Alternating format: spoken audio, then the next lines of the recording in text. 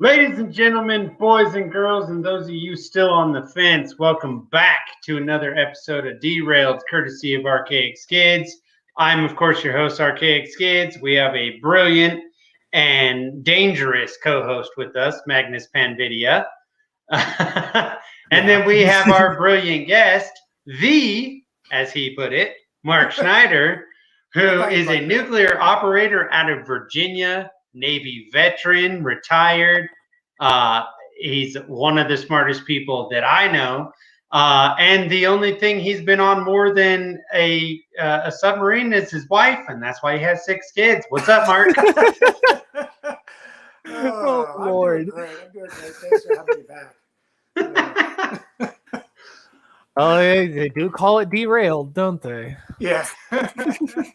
Dude, I planned that out 2 days ago. I'm just saying. I even asked my wife, should I say that? She goes, yes, you should. Absolutely, yeah. Well, let's put this into perspective. I railed my wife. I didn't derail her. Oh my God. Hopefully she's asleep and is not going to watch this. Let's say wasn't she supposed to come on herself? Oh boy. Yeah, at some point she was supposed to, I thought, but you know. Never again now. Let's put this into perspective. My wife, when I met my wife, she was a test engineer on submarines. So she's used to this kind of conversation. So you're not gonna, embarrass her. You know what I mean? She's a Navy woman. She can take it. Nice. We are going to go a little off topic in the beginning. Mark, why don't you explain to people how to make money with dog coin? With dog money. You asked this question, and it's funny. Like this was totally. So I work this crazy schedule. Like right now, I'm working nights, and we have you called me at like 2:00 in the morning. I think this morning. Yeah, had to be done. Because I'm like nonstop freaking shit posting on Twitter. About May the 4th, right? I'm like, making Star Trek comments and Babylon 5 and, just having fun with all the people like Star Wars is the best. And I'm saying this, and my oldest is a huge Star Wars nerd. So I have fun with this stuff. So when you have a bunch of guys that are really smart and, we make really good money. And so we need to do things with our time. And we're basically watched all of YouTube. And, we've played PUBG to the point that we're bored with it. And, like we're, everything that you can think of under the sun. So a group of us just started, we got on Robinhood before, Robinhood went stupid. And we just started doing these micro trading on Dogecoin, right? Or Dogecoin, however you want to pronounce it. And, I'm talking, this is back when it was like, a quarter of a penny. And so like, it would make these 9,000ths of a cent change. And, you'd buy low, sell high. And I'm talking, I think one day I did 45 transactions in an hour. Like, we did this nonstop. And there's like 6 of us doing this. And like, I remember the day that and like we were yelling and screaming in our little area where we hang out with our computers after we go around and look at all the equipment in the plant. And we're like, it's the middle of the night. We're yelling and screaming as this thing's freaking going to a penny. It was absolutely mind-boggling. And then, Robinhood broke because when it got to a penny, it didn't register any of the death afterward. And then, it's crazy. Like you're nonstop looking at this stuff all day long. We do these jobs, and there'll be a 5-minute break period just in it that we have to go, wait for some person to go operate a switch that's literally on the other side of the plant. So, you go look at it real quick. Like, oh, look, I can do a sale. Or your phone vibrates. Like, oh, a transaction occur. So, and that was literally it. And at one point, I think it was up to 250,000 Dogecoin. I split like 8 cents. And then I put back in. And I think I put about $3,000 of that back into it. It was about 50,000 when I bought. I had about 50,000 of it. And now it's just, to the moon, right? That's the big thing. So nice. It's been the craziest, most hilarious thing that we just have fun with it. It's not that I didn't do it to make a lot of money. I did it because I was bored, and it just turned out to make a lot of money in the process.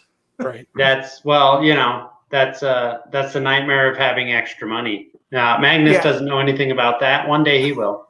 Yep, eventually. When you talk about it, I'm a big reader of a lot of financial gurus, if you will, and Robert Kiyosaki says there's two types of money problems: enough, or you have too much. And too much. Yeah, well, no, because think about it. When you have too much money, people start hounding you, for donations and hey, I want a scholarship and things like that. So you always have money problems, whether it's too little or too much, right? So that's kind of I'd rather be the latter. So yes, for sure. Right now, Mark's having internet problems. The nuclear operator can't get his internet to work, so that's fun. Oh, great. It's tell your kid to get off his damn game so you can talk. Right? Sorry, not sorry. Just kidding. All right. I guess we'll off of by that. the way, Doge to the moon, bitches, and I got a bunch of it too, and bite me because it's doing really good. Yeah. Mark and I had a conversation about it last night. Like we were measuring Doge. Let's call it that. Yeah. I made $100 off of it, and then I pulled all my money out. And so, dude, why? My oldest made $500. I needed that money. Oh, okay. I needed that money. My friend's like, I'll spot you $50, and I'm like, okay, if it goes down, I'll owe you money. If it goes up, you'll give me money. If not, I'll just like cash out. That's pretty much what we did, and then I immediately spent that money on bills. So, right on. Okay. So I got into an argument. And this is going to go for either one of you, whichever one of you want to answer it.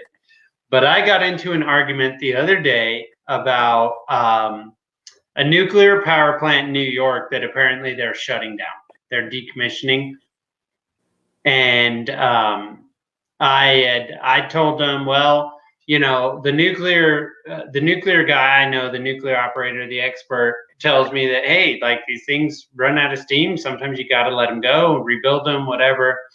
And they basically were of the position that no matter what, you just always keep it operational. So, and I thought, well, that's kind of dangerous and stupid. Let's not do that. How very Soviet of them. Yes. Yeah. So I don't know, paper, rock, scissors. Who wants to speak on that? I mean, that's my opinion. I've already stated it. That sounds very USSR. The Canadians hold the record for the longest time a nuclear power plant's been online, and that's like as of last year. Like it was like 2 years. The Canadian design, they can fuel online, so they can pull out old fuel assemblies and put in new fuel assemblies. Their fuel assemblies are like, about the size, or about, I don't know, 2 feet, 3 feet in length, whereas the U.S. fuel is like 12 feet in length. So it's a different in configuration and design that they can refill online. So one of the plants I work at one of the reactor, or one of the nuclear sites in Virginia. Both of the nuclear power plants in Virginia are 2 units, and one of our units is offline right now for refueling. And before we shut it down, we did what's called end of life coast down. So we're running out of fuel, and to make the last time we talked about maintaining that neutron population, you can do that by lowering the temperature. And as we lower the load on the reactor, the circuitry basically drives the temperature of the reactor down, so that you're able to maintain your neutron population. And so we normally operate 100% power, which is 882 megawatts or something like that, 84. But by the end, when we actually shut down 2 weeks ago, the reactor was down in the mid 80s, 80%. So you're looking, we were putting out 700 some odd megawatts to the grid, and and when you're at the end of a reactor life like that, you're actually very sensitive to changes in your power. because this fission product called xenon that you can't, if you actually have too large of a down power transient, if you ramp down too much, its stuff will build up and it absorbs neutrons, which will then drive your power down, which then builds up, and then you can actually shut your reactor down from xenon. When they discovered this thing back in the 1940s or 50s or whatever, they actually had reactors that they early on, they get the reactor up, be operating, the xenon would start to build up, it'd shut the reactor down, and then like 12 hours later, it just start up on its own. So, God. Wow. That's spooky. Yeah, that's in a way that's kind of badass, but yeah, that's a little freaky. So I was doing a little history dive in this week in preparation, and I guess I should probably, because I've brought this up on Twitter and some other platforms for like a week now. We were supposed to have a mining expert. She unfortunately ran into some situations that unfortunately made it where she was not able to make it this time. We will attempt to reschedule her for the next conversation. So, I apologize to the audience for not having her here.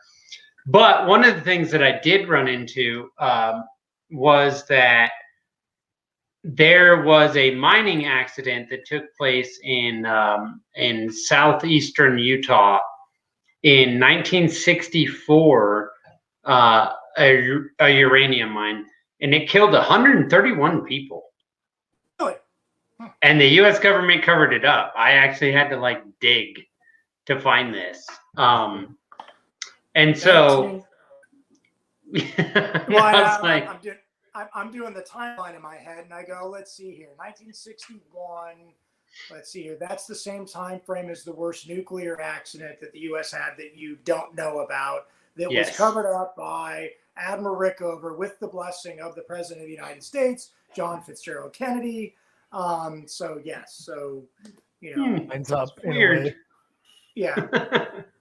So, what I wanted to do there, and this is actually, I know Magnus is a co-host in this, but I wanted to bring this to him. Is it surprising to you that over 100 people died and the U.S. government was like, "What? That never happened. I don't know what you're talking about." Oh, not at all. I mean, that's par for the course for, really any government, let alone the U.S. government. I mean, infamously in Chicago, there was a plant that had 3 separate grain explosions, and they just lied about why it blew up, built the plant the exact same way, and then it blew up again like 30 years later. That's a fascinating point, that Magnus brought up about the grain element, like the grain plants and all that stuff. Like, if you look at like sugar plants, any kind of grain, corn, wheat, all that stuff, like they are one of the most dangerous places to work, and they blow up all the time because people don't. Yeah, you light a cigarette in that bitch, you're dead. Yeah, people don't think about that or know that, but yeah, like grain particulates, like in flour factories, even like it's explosive. Extremely explosive. I grew up on a farm, and I'm telling you right now, one of the first things my father taught me is no flames, no sparks. In the silos or anywhere around them. Yep. You got to be damn careful, because you start to get that grain particulate built up. If there's a spark, if there's a match, if there's any of that, we're all dead.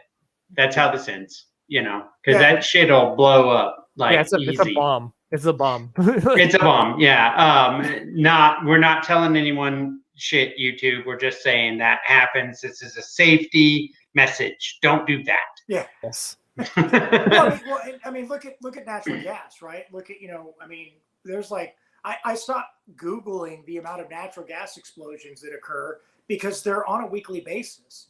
There was a KFC in Kansas that blew up. A day later, there was a mall down in Florida that blew up. Someone blew up their house and their neighbor's house with that. And I'm like sitting there going like, and people tell me my power source is dangerous. Yeah. Because we've had, there have been there have been 4 explosions associated with commercial nuclear reactors, 3 at Fukushima, and then the Chernobyl accident. And those were old, flawed designs, but they didn't have the more modern safety features or upgraded safety features to more modern standards. Well, there was the one in, where was it, North Dakota or South Dakota? I don't know where you said. 1961? Idaho, the SO1 reactor. Idaho, yeah. Yeah, that's so. 5. I mean, but most people don't know about that one, so it doesn't count. I was very careful when I said commercial because that was a. I gotcha. Okay, because that was military, right? Yeah. Because the military would never hide their oops. That would never happen. No, that's they would not never real. Hide. No, they would never. No military ever would have a submarine at the bottom of the ocean with 3 vessels from a foreign power available with equipment that just happens to be able to save all the lives of the crew. And say, nope, they're all dead already, and find them with notes attached to them and tick marks for the however many hours that they were down there. Speaking of the Kursk, by the way. So. Yep. Yeah, that would never happen. I don't know what you're talking about, man. Like you're off your rocker, flat earther. Never question the benevolence of the state. How dare you? Yeah, what the hell? Lauren S says just sweep it under the rug. That's what they do. Like that's how they roll. There's a great Simpsons episode where I think Bart's school goes to the nuclear plant to for like a class field trip, which that's a common thing, by the way. People live in nuclear plants. They go to nuclear plants for field trips, but they're like watching a video, and literally like in the video they've got the little neutron guy or whatever, and he like picks up the radioactive waste and sweeps it under a rug and it puts down, and we don't worry about it forever, which I thought was hilarious. Like I can laugh at the Simpsons. It's interesting how many people get really frustrated in my industry with the Simpsons. The Simpsons did do probably some of the worst PR for the industry, but if you embrace it and say, let's actually talk about it. I wrote an article for the Epoch Times where I basically, and the title of the article was. Wait, you wrote an article for that white supremacist trash magazine? Yeah. It was okay because it's about a yellow supremacist, all right? Oh, well, that's different. Right? And so the title of the article was Why Homer Simpson is Smarter Than You and Makes More Money Than You. Wait, I might have read this actually. That's familiar to me. Yeah. So he's gonna look it up now. And I think right now he's looking at porn. I'm not entirely sure. No, I'm pulling up stuff and watching stuff. Yeah. I use real world examples of of guys that are extremely intelligent failing out of these programs, and Homer Simpson. I'm sitting here going, listen, Homer Simpson operates the controls. He has a license. The NRC approves Homer Simpson to operate a nuclear reactor. And he goes through these qualifications over and over and over again, and he probably makes $200,000 a year, and it's like, and I got a lot of comments from like, whoa, this is crazy, Meanwhile, the rest of the people in the industry are like, well, the Simpsons got it wrong. I'm like, it's a cartoon. Yeah, it's a joke. Yeah, roll with it. I wanna shift over to that for a minute because I think that's I think that's something that most people don't actually understand. I'm not even entirely sure how much Magnus knows about this situation. So Mark, it's a real simple question. You're going to be able to answer it real easy. What's the highest paying blue collar job in America? That'd be an operator for a nuclear power plant. All right. And how much money can one expect to make, and what does it require to be able to do the job? So if they do a base, what's known as a foundations class, you have to take what's known as the POS test. It's the plant operating standard something. It's a government test you have to take. He doesn't remember. It's acronyms. There's a million of them. Yeah. Any kind of plant, whether it's fossil, hydro, or nuclear, right? So this is a prerequisite to work in power plants, period. You take this test. It's kind of like a little bit more than the ASVAB, more technical than the ASVAB is for those that understand the military, the Armed Services Vocational Aptitude Test. So it's very similar to the ASVAB with the more on the technical side, and you have to have a high school diploma. and you can get into this industry. Starting salary for a guy out of high school is typically about $25 an hour. And in 39 months, they're making probably mid 40s to low 50s. And then an hour. Yes, an hour. Yes. And that's not including overtime. So like where I work, we have, pardon me. So we have two different sets of overtime rules. One is when we're in outage. So 0 to 40 hours is straight time. 40 to 60 is time and a half. 60 and above is double time. So, and then there's shift differential. So like where I'm at right now, when I'm working nights and I work right now in my shift, I'm working somewhere between 62 to 75 hours a week. And anything over 60 hours, I'm making with shift differential about $93 an hour. That's terrible. You get to retire early. Well, never mind. You have well, he's going to retire early because he has Dogecoin, but he's got 6 kids. He ain't retiring anytime soon. Well, so, and I'm not even done yet with the pay, right? This is just guys who haven't gone to license class, right? So this is the guy who's out there turning the valves doesn't have the high level of experience.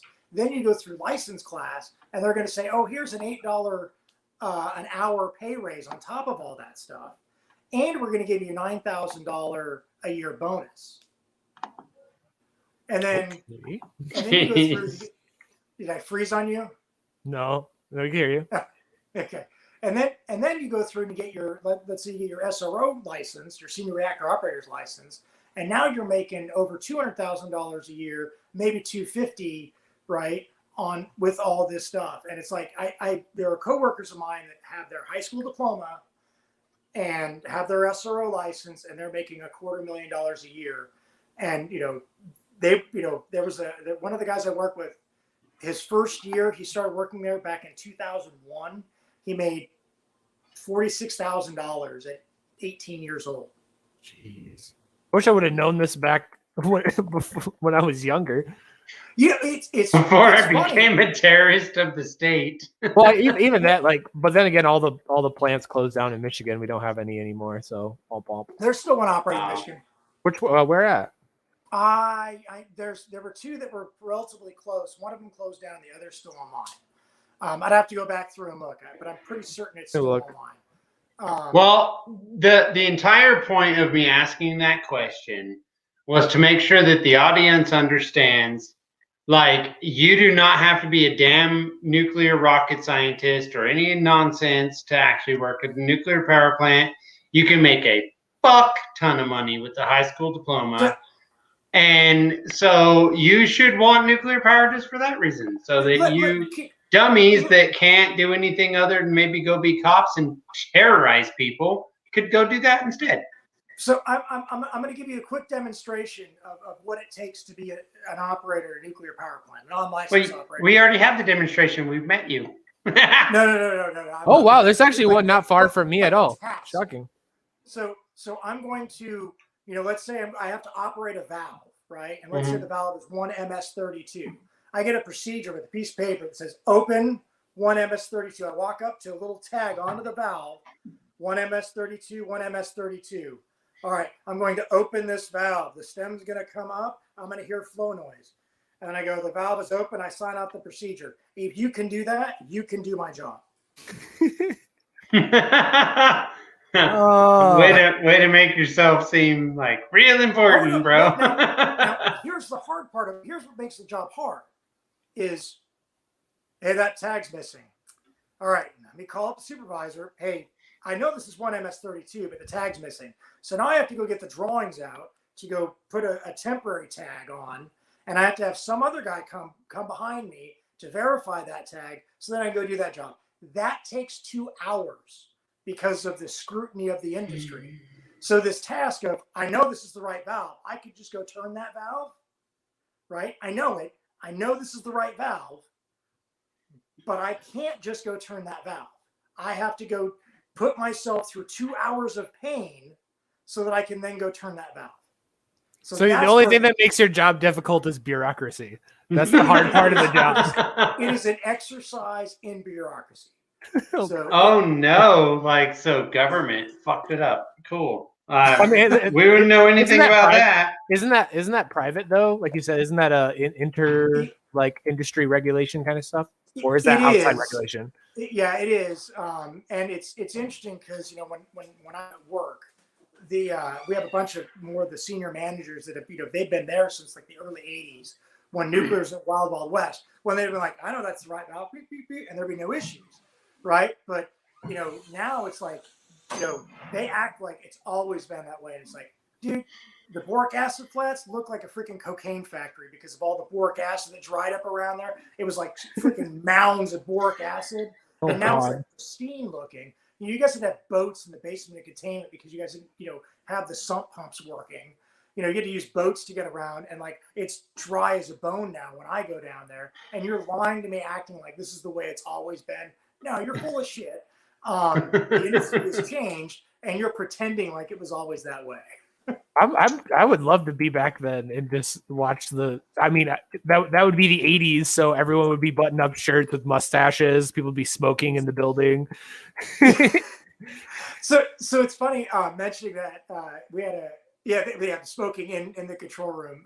There was a license class that they basically they do a license class photo when they graduate, and they all wore white t-shirts with a black tie, and they were short sleeve t-shirts, got pocket protectors, and they had these these great birth control glasses on, so like all of them, and they took their group photo, and then they went to the simulator, and they're all like doing these crazy action shots. It's like hilarious. That's great.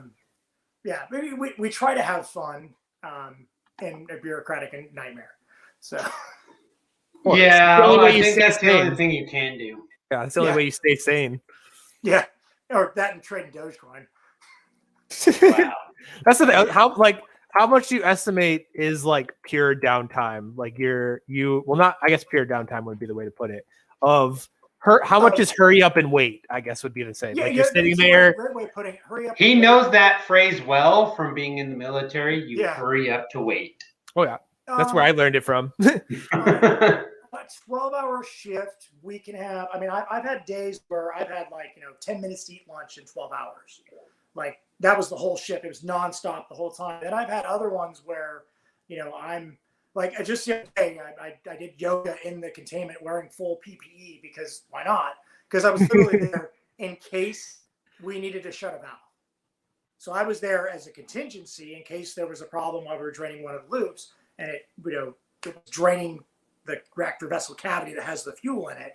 And so I was there as a contingency to run in and shut this valve real quick. So I literally sat in the low dose area doing yoga while waiting for the phone call that never came. Or there's times when it's like, we've got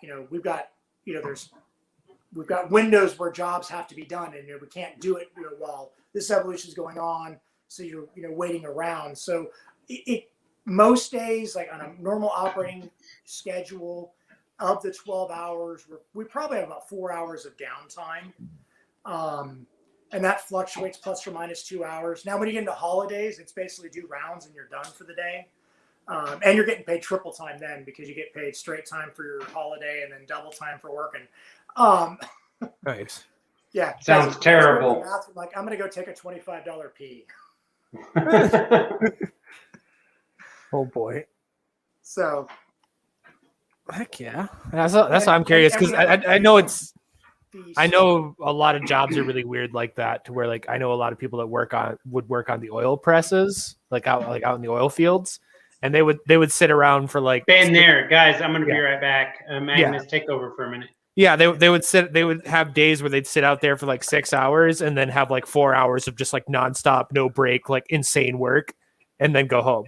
And it's like in every phase of in between, obviously. So that's why I'm always curious about jobs like that. Well, and one of the big things is that the operators in security, at least in my plant, we're also in the fire brigade, so we're there in case there's a fire, right? So a lot of it is a lot of the sitting around is we're going to run these tests and run evolutions that are needed, but a lot of times we're just there in case there's a problem, right? the control room, they get an alarm, and we have to go out and look at something in the field and give them report back on it. And so that's a lot of it is just we're there to take a phone call and to respond as needed. And we run, we're the first aid team, we're fire brigade, we're emergency communicators, for the initial response. On a weekend or, a holiday, there may only be 25 people at a nuclear power plant. Right. Right. You've got your operators, you've got your security, you've got your chemist, your day-to-day operations. You have such minimum manning because you don't need all those extra people. You're not running a bunch of evolutions, so you don't need the mechanics except your emergency mechanic that's there. So, it's you try to be lean when you don't need people there. And then, and let's face it, we're a 24/7, 365 operation, but it's expensive to pay people shift differential, to pay people to work these crazy schedules, especially when you're talking your engineers and, I don't need an admin to work shift work, right? Right. When no one's there or anything. Yeah. I don't need someone to be there to approve my time on a Sunday when they can approve it on a Monday, right? Things like that. So. And like for those more like in and out kind of jobs like that, is it like contractors? Is it like part-timers? Like how is that usually handled? So, like my job as an operator is, I think by law, has to be an employee for the utility. And then now we have certain things like we have some kind of like a fire door malfunction or something like that. We have to have a fire watch that has to make sure the space is going to catch on fire, and it's going to be more than once a shift. So they do like every hour. They're going to literally sit in the space. You do a continuous fire watch. Those are oftentimes contractors that are trained. So we bring in contractors for certain things. And one of the things interesting is that like my plant, my company owns 5 nuclear sites, 4 that are operational, and we actually move our own nuclear fuel. There are single unit sites where it's one company, the company only owns that reactor. The actual fuel movement is contracted by a company called Areva that does all this nuclear work. Areva Westinghouse, who manufactures the reactors, and they come as like advisors to us as we move nuclear fuel, whereas at other plants they just do the work themselves. Now it's much more. We are cheaper to move fuel ourselves because it's kind of a part-time gig, if you will. Right. But like to contract an individual that's like $300,000 per fuel movement, per outage per person. Oh my god. So, that's on the little extreme. Well, I mean, you got to think about it. It makes sense, but like when you use the numbers, it's like, oh boy, I'm glad I'm not paying for that. Well, I mean, fuel assembly costs $2 million, right? Just one of the fuel assemblies, and at my plant we got 157 of them each unit, so we've got 300 and what is that, 24, 14 or whatever in between our 2 units. At $2 million a piece. Every 18 months, we're swapping out 40% per reactor. So that is the most expensive non-human cost of a nuclear power plant is its fuel. Yeah, I mean it's the whole point of it, right? Pretty much. Yeah. Like without it, what are you doing? So I guess that makes sense. Well, when you look at it from you compare it to like fossil hydro or like fossil coal or oil and gas, coal, right? All that stuff. So like we are 80% of the cost of nuclear is people. Of an operating reactor. New construction, we could, that's a completely different subject, but an operating reactor, 80% of the cost is people, 20% is equipment. When you get to a natural gas plant, a coal plant, or an oil plant, 80% of your cost is equipment, and the number one cost of that is your fuel as a form of equipment, material. So, so it's an interesting fact that, I mean, the average nuclear plant, like a single unit plant is like 700 employees. And then like a dual unit can be up to 1,000 employees, these are all high paying, jobs. I mean, even the guys, the supplementals that are coming in and sweeping the floors, the supplementals, that's the term we use for contractors, they're making $12-15 an hour, when minimum wage here, I think is like 8 or 9. So they're well above minimum wage, and these are, guys that, don't even have high school diplomas, right? They just have to be able to pass a nuclear background investigation. So interesting.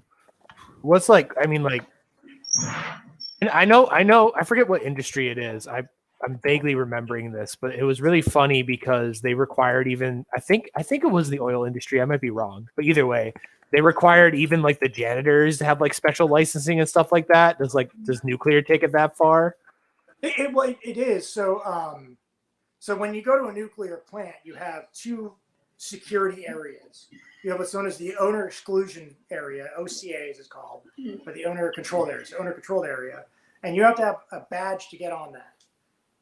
And then you have the protected area, and you have to go through a security clearance that is on par with a government style security clearance. It's a little different in that it doesn't focus as much on the financial like a government clearance does. It focuses more on the drugs and alcohol and the psychological. Like I've held Q clearance, I've held L clearance, I've held secret and top secret clearances with the U.S. government, and I never had a psych evaluation as part of my security clearance. To go through and get your nuclear clearance, a commercial nuclear clearance, you have to go and sit down with a psychologist to get your clearance. And then so here's the reason why I say that is, I'm, going through it. I'm brand new at the plant. I just qualified my first watch stage, which is to go to the outside. And so you're going around and like literally the plant I work at is the largest nuclear plant by footprint. And we have a 1.6 mile long intake canal. It's the largest piece of equipment of any nuclear power plant is a 1.6 mile trench that's filled with water. And so, we drive this thing down.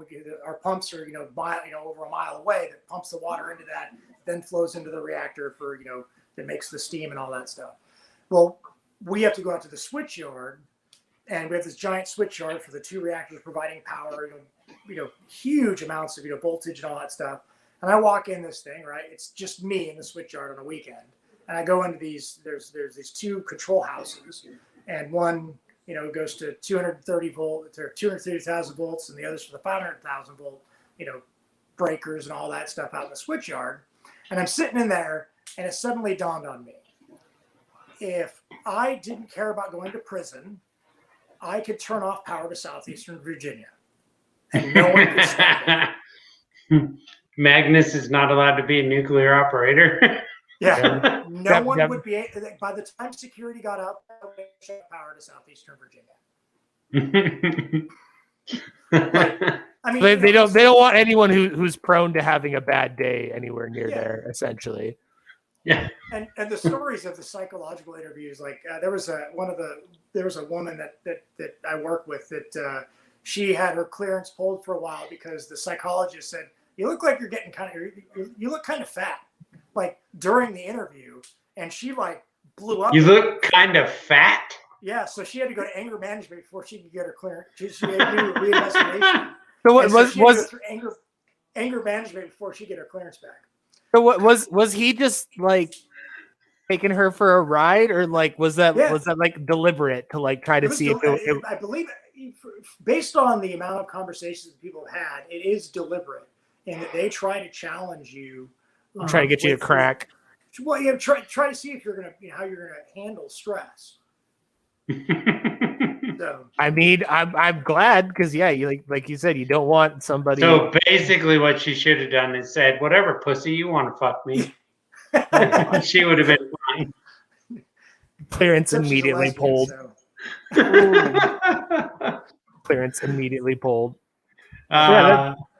She should have sued and been like, "They pulled my clearance because I'm fat." Yeah, I wonder how that goes with like HR of like if they have like that just seems like a mess. I don't know. Well, I mean, so this is a medical provider. This is a medical provider question that's done behind closed doors. The psychology, it's not even a person that works for the plant. They're contracted out as a medical provider by the utility to do these interviews.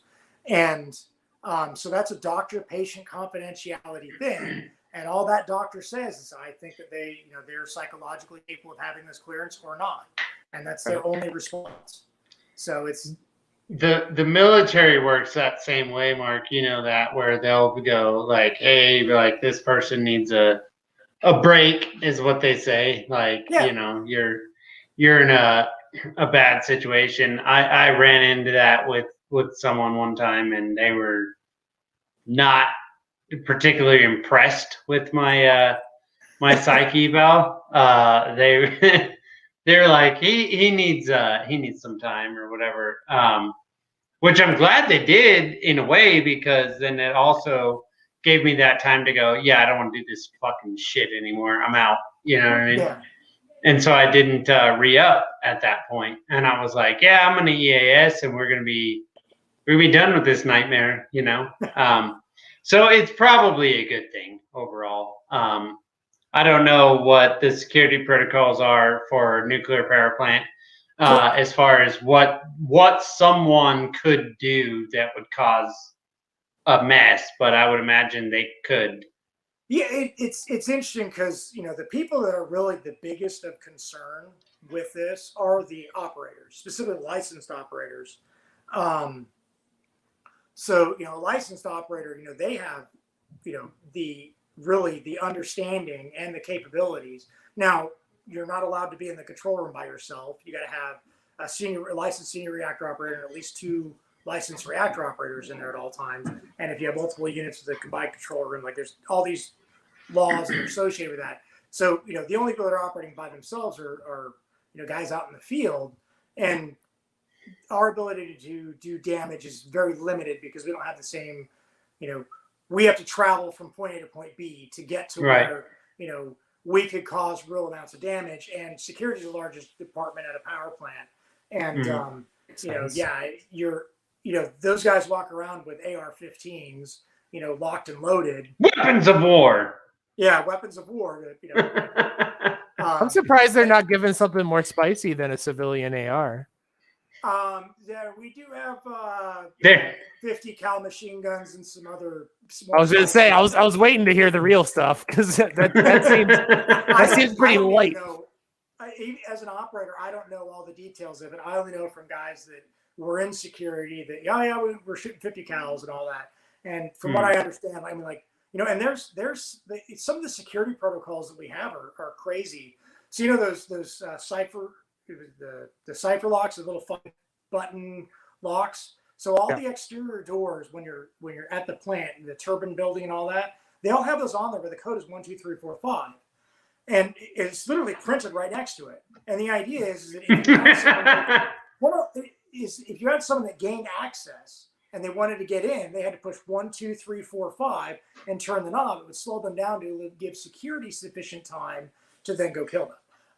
Right. So it's literally, they put things in place to, slow things down. We have giant curtains of basically chainmail, as, grenade, defense system. So that if someone were to huck a grenade, it's going to bounce off this this chainmail curtain and, bounce away instead of, go into an area that could, that's insane. That's the next level. But is it really that insane to think about it? Like, I mean, it makes sense, but like, you don't think about like, I guess with security, all they have is time to think of issues and problems they're going to run into, and then obviously like whoever runs the nuclear, the company that's running the nuclear power plant, if their security comes to them and says, "Hey, this is what we need," I doubt they're going to be like, "Well, no," Well, and the security of the plant is part of the license. So, right. They have to meet the requirements for that. I mean, and that goes to the cyber stuff. And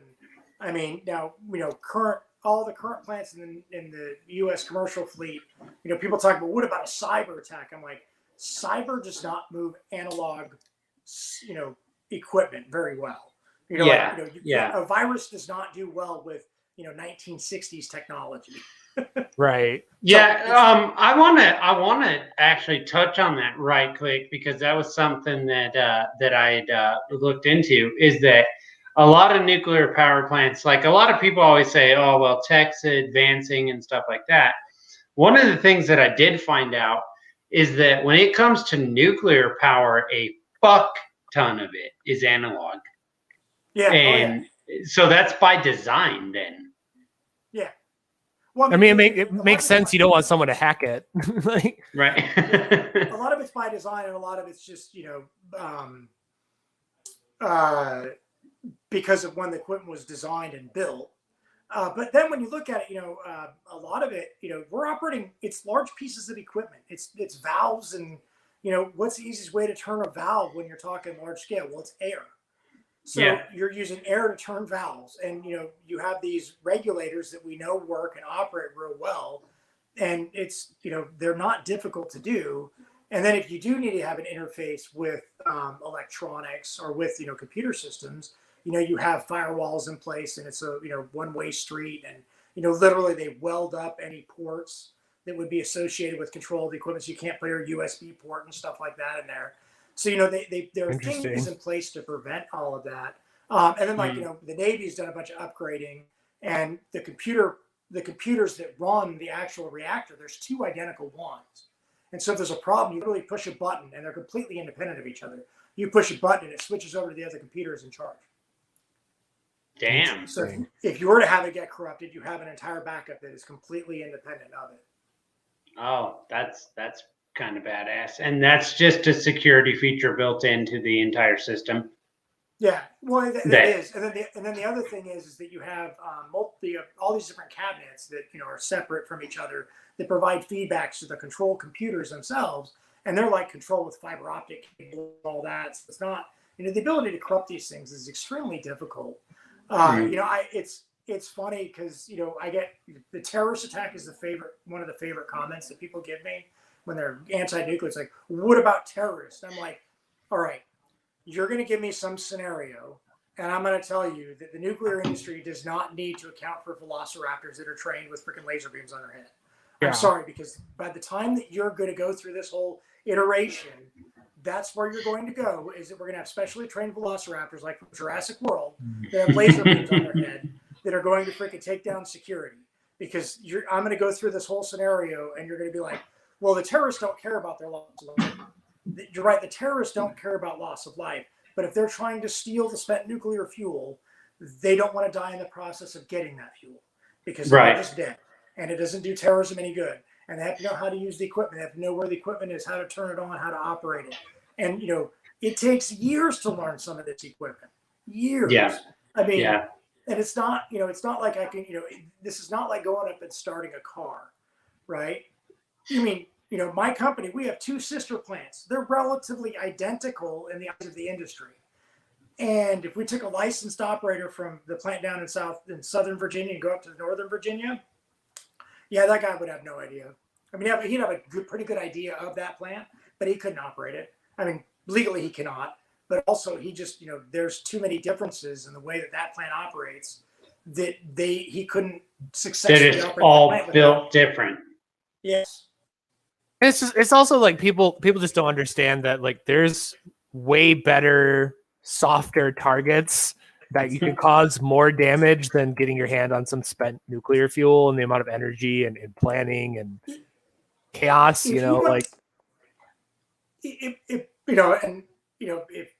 a terrorist wanted to do damage to an area and use it through the electrical grid, they would just go to a substation that is nowhere near a power plant and freaking destroy that.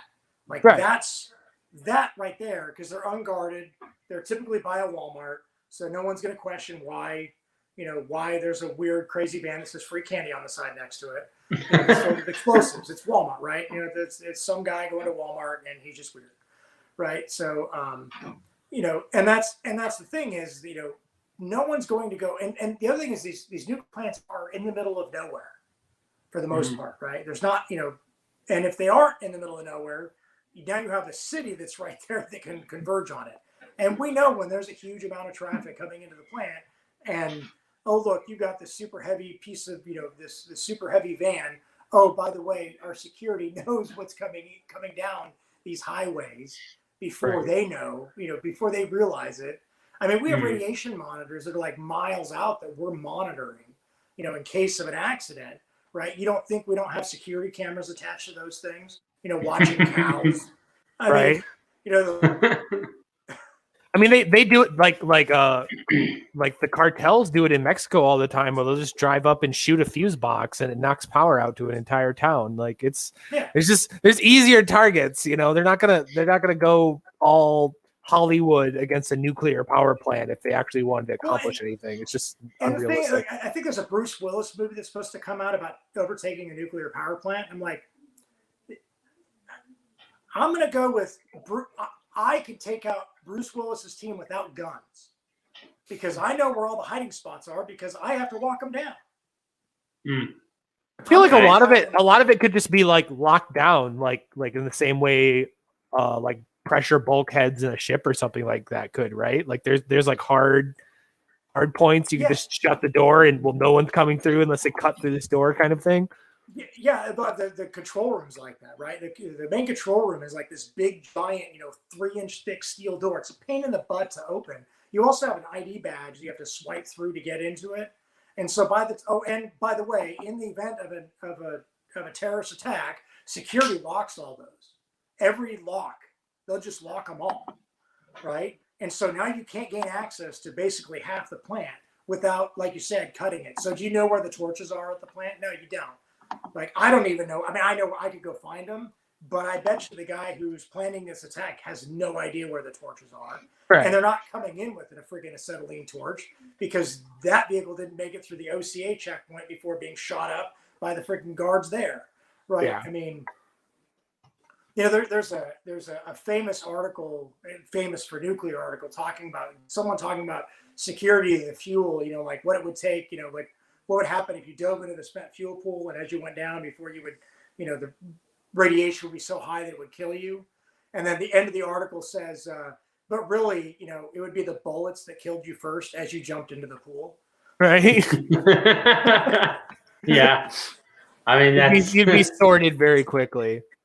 Yeah, and then we'd be pissed because we'd have to change the filters out because there's a dead body in our freaking spent fuel pool. And it's got I wonder though, just for like a matter of historical record, if there has been like a breach or anything like that. I would assume it wasn't bad, but maybe like some hippies or whatever jumped the fence and got in or something like that. So there's any like historical evidence of that?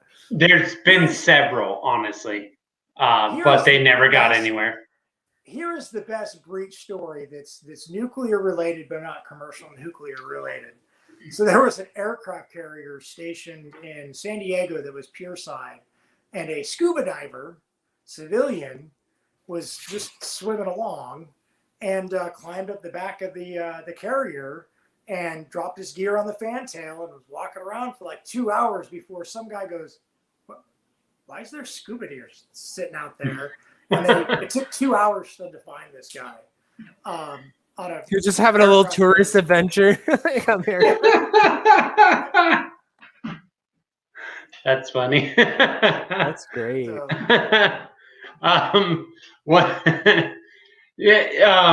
People always think like, and we'll shift gears a little bit just to discuss this.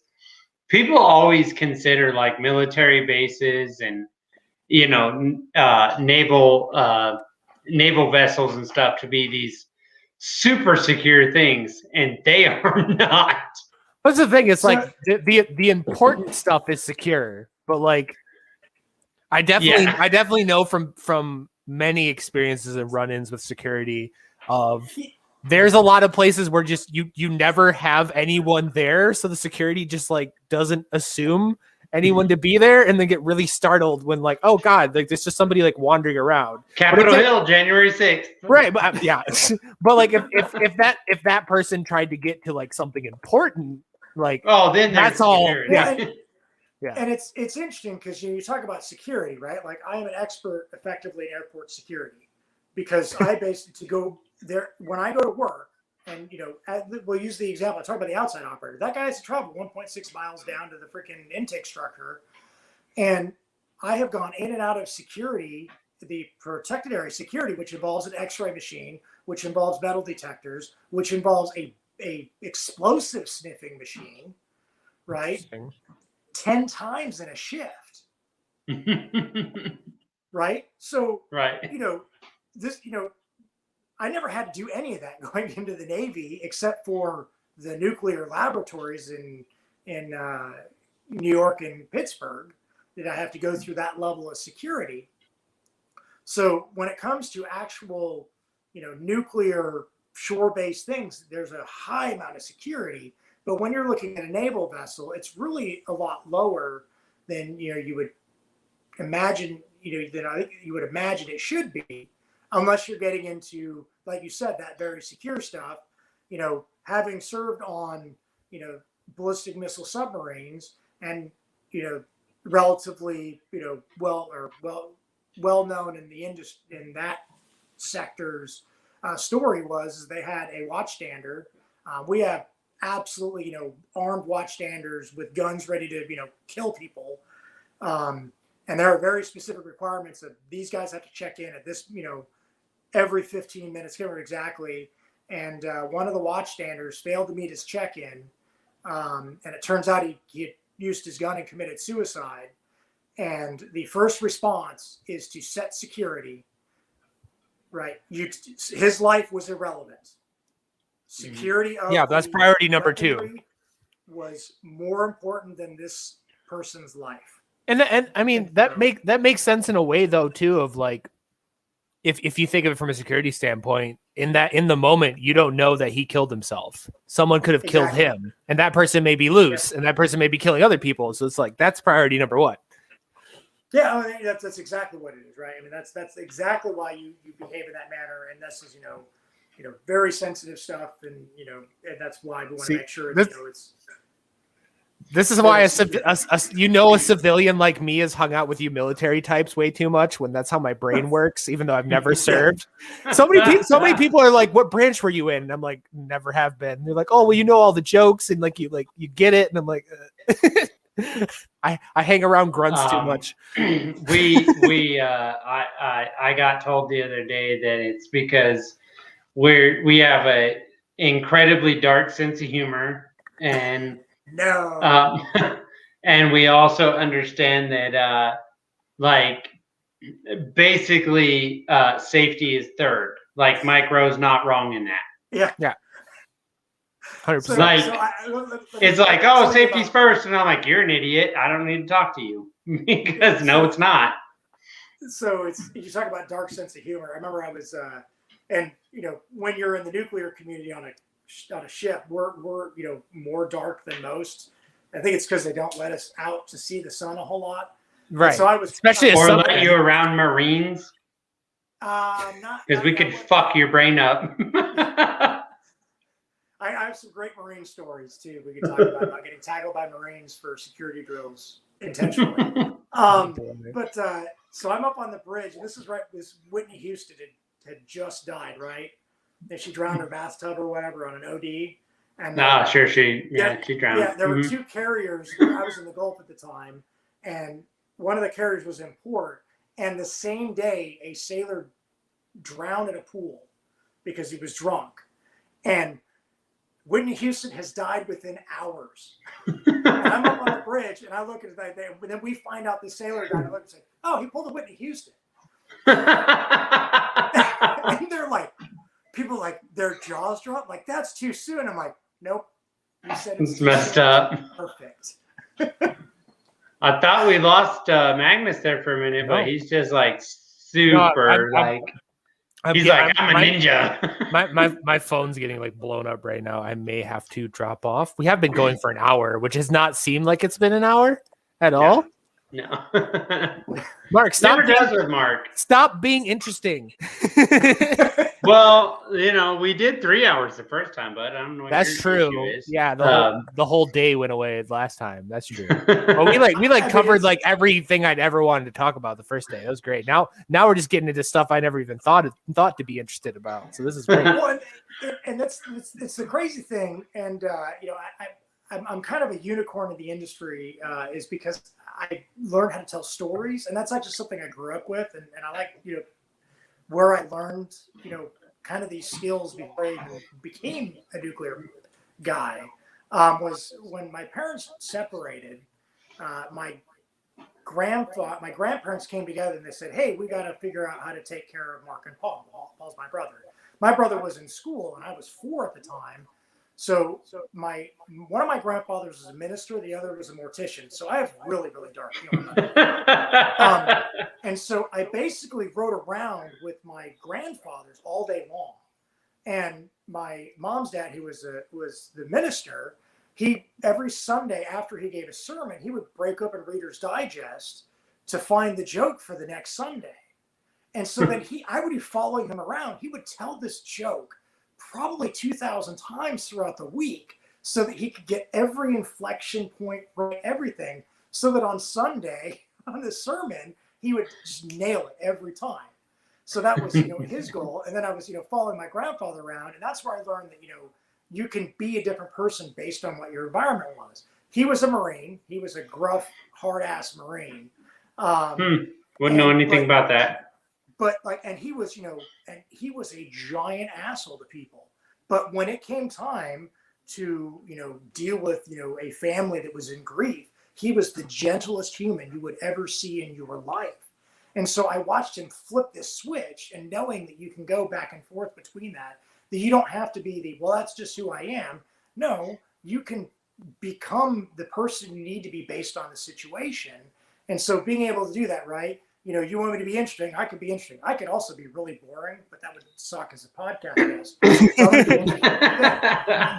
No, we're starting the boring podcast where we just have a bunch of monotone, housewives. Just regular, I just I like to make grape jelly. The Karen podcast.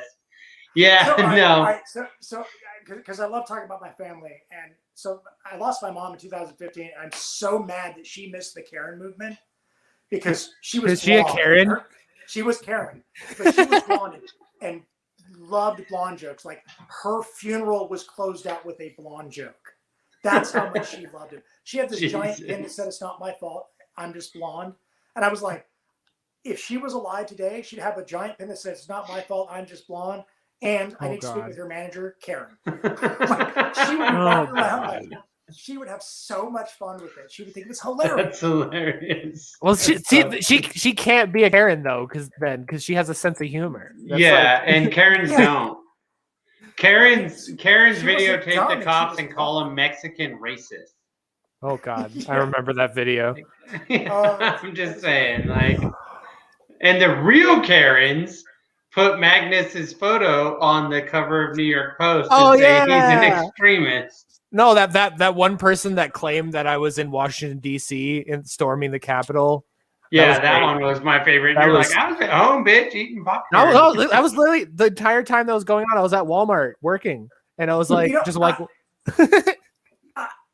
want to know who the guy was with the MAGA hat that had the podium. That just he was having a great time. Oh, he got arrested.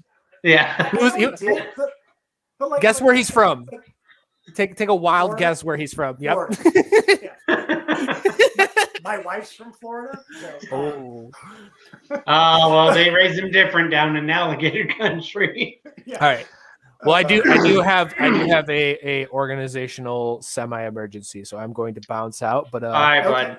I'm definitely want to get you on my show, Mark, along with a bunch of other people, maybe even I don't know, a debate or something. Get one of these Green New Deal people on. You're not including me in this. No, you'll have to co-host this for sure. But I definitely want something energy related because my whole thing is getting people on that talk about things that nobody's talking about. So it'll be interesting, and I'm trying to work it out. So I'll be in touch. We follow each other on Twitter and everything. But it makes a lot of sense too because it's called unity or death. So you either do what Magnus says or else.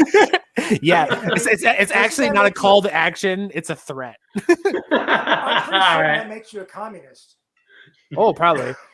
Oh, by the way, real quick, Skids. I didn't know this when I made the podcast, but apparently the actual name of the Black Hand, the people that assassinated Archduke Ferdinand and started World War I, their organization was called Unity or Death. Yes, it was. How did you not know that? I didn't know that. I thought that's why you named it that. No. Oh, so people are like, is this about the Black Hand? I'm like, oh. You're like, oh, wait, what? Oops. Yeah, I thought you knew that. I thought you did it on purpose, like as a ironic joke.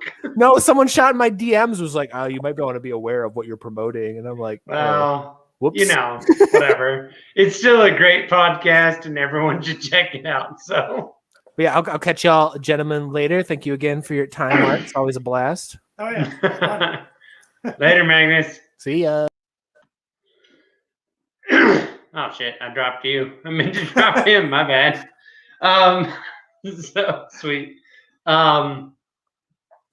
So, well, fuck. I got all confused now because we started talking about that bullshit.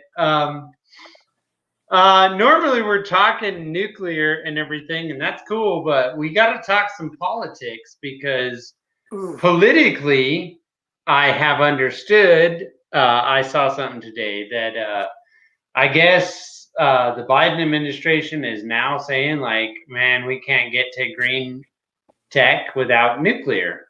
They came out and said it, which is really good in my opinion. What are your thoughts on Old and Chief? So it's interesting because they're talking about subsidizing nuclear. Now, if you look at, you know, and I know that when you say subsidies with the libertarian crowd, they go, you know, they get panicked. I don't like government paying for things. Yeah, and I think I tweeted out or quote tweeted someone who tweeted out, and I said, if you level the playing field, nuclear is king, right? Nuclear. Yes, I saw that tweet. And I agree with you on that. Is that whether the subsidies go away for the others or whether you add subsidies, so long as that playing field is level, nuclear is going to win every time, right? The reason why nuclear struggles is because of you know, the fact that it is, you know, left out of that equation. So, you know, if you were to regulate the other industries the same way, right? If you put that, you know, Mike Rowe talks about safety third. We allow wind and solar to have safety seventh. We allow, you know, oil and gas to have safety third. Nuclear safety is required to be number one. If you put safety third with nuclear, now you could literally, you know, and up the safety requirements of wind and solar, you could actually, you know, make it to where no one would want anything but nuclear because, like, that's way too expensive. Like, what do you mean we actually have to wear our fall harnesses or we get fined? Like, well, I mean, those fall harnesses and the way they're set up is fucking retarded. Like, I mean, I know you know this safety bullshit is just like, that's why he says safety third. Like, what the fuck are you doing to me? 4 feet. If I'm on a platform that is 4 feet, they make me wear a safety harness. Which is 3 feet long. You're going to hit the ground. All it does is stop you from rolling. And not even rolling, just rolling too far. Now, because we are nukes and we know how to maliciously comply, there was definitely a guy that decided that he was going to wear a safety harness while going up and down stairs because it is higher than 4 feet. Yeah. And so he goes, he's like, click, you know, click it onto the freaking safety rail. I was like, and I was like, what are you doing? I said, it's higher than 4 feet. We need this. It's like, we definitely, so we have this program, it's called the condition report. So if there's a problem, and we, especially the operators, just through training and experience, get these, you know, these smart Navy guys that come in there, you know, and we take pride in being able to manipulate our words to get what we want out of things. And the engineers know it. They think it's hilarious, some of the things that we yeah. Like at one point, our safety focus at the plant was body positioning. And so there was a valve that was difficult to get to in one of our charging pump cubes. And you had to kind of contort your body to get to it. And, you know, we operate in pairs typically, and we're being observed by a supervisor. And, you know, the guy I'm with, you know, I'm operating this valve and we're taking turns because it takes a long time to operate this valve. And I get done and the supervisor goes, hey, you know, your body position kind of sucked in that. I said, yeah, it did.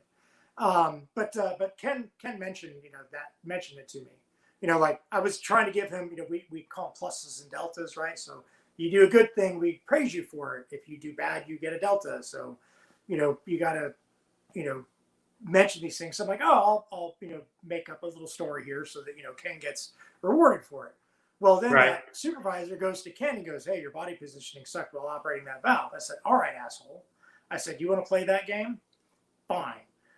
We'll went up to our little CR program. I'm running 6 CR on you. I said, the positioning of this valve is such that operators must contort their bodies in a manner that could potentially provide injury to their skeletal muscles. Like, wrote this flowery statement, and the next day, body positioning was gone as a station focus area for safety. And there's now platforms in those areas. You want to make stupid comments. This plant the plant I work at was designed 40 years ago. That was an OSHA requirement. It didn't exist. So if you want to change, it's fine if you want to make these comments, but understand you got a bunch of guys that are smart, that are going to be assholes, that are going to maliciously comply with it. And, you're going to do a bunch more work, right? It took that guy had to write an alteration to the plant, had to go through had to write 3 different draft alterations. So one That's was nuts, dude. Cut the valve out and reposition. The other was to cut in and add another valve. The third was to put in platforms. I had to write 3 different alterations because he made a comment that we had to take. And I said, all right, fine. You want to play that game? I can play it right back with you. That's crazy, man. I wanna switch gears. We haven't really. Actually, you know what? We're gonna do something I don't normally do, but we're gonna take a 5-minute break, allow you to go get a drink or whatever you're doing, and I'll do the same thing. But when we come back, for the audience, so that they understand what we're doing here, I want to talk about the military side of nuclear. We really never actually got into that. Not from the perspective of how did we come to nuclear power, which, as much as you can despise the nuclear weapon side of things, without it and without that influence of government, I don't know that we ever would have got to what it is that you do for a living. Maybe we would have, but it might have taken a little longer. So if you're okay with it, we're going to take like a 5-minute break, and that's cool. Yeah, I'll go. Yeah, and then I'll go get you a drink, use the restroom, kiss your wife, whatever it is that you like to do. 5 minutes. I got plenty of time. All right, man. We will be right back, everybody. All right. Bye.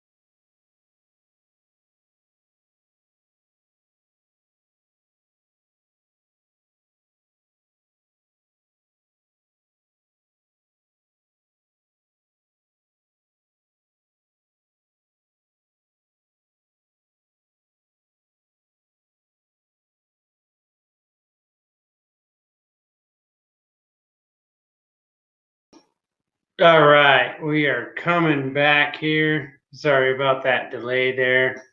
But, you go. I'm not Joe Rogan, so some of us need bathroom breaks. We're bringing Mark right back in right now. So here we go. What up, my man? Hey. So one of the things, I guess we'll just jump right back in if you're good with it. Yeah. Is that So you want to talk about the military aspect of nuclear power? Yes, I do.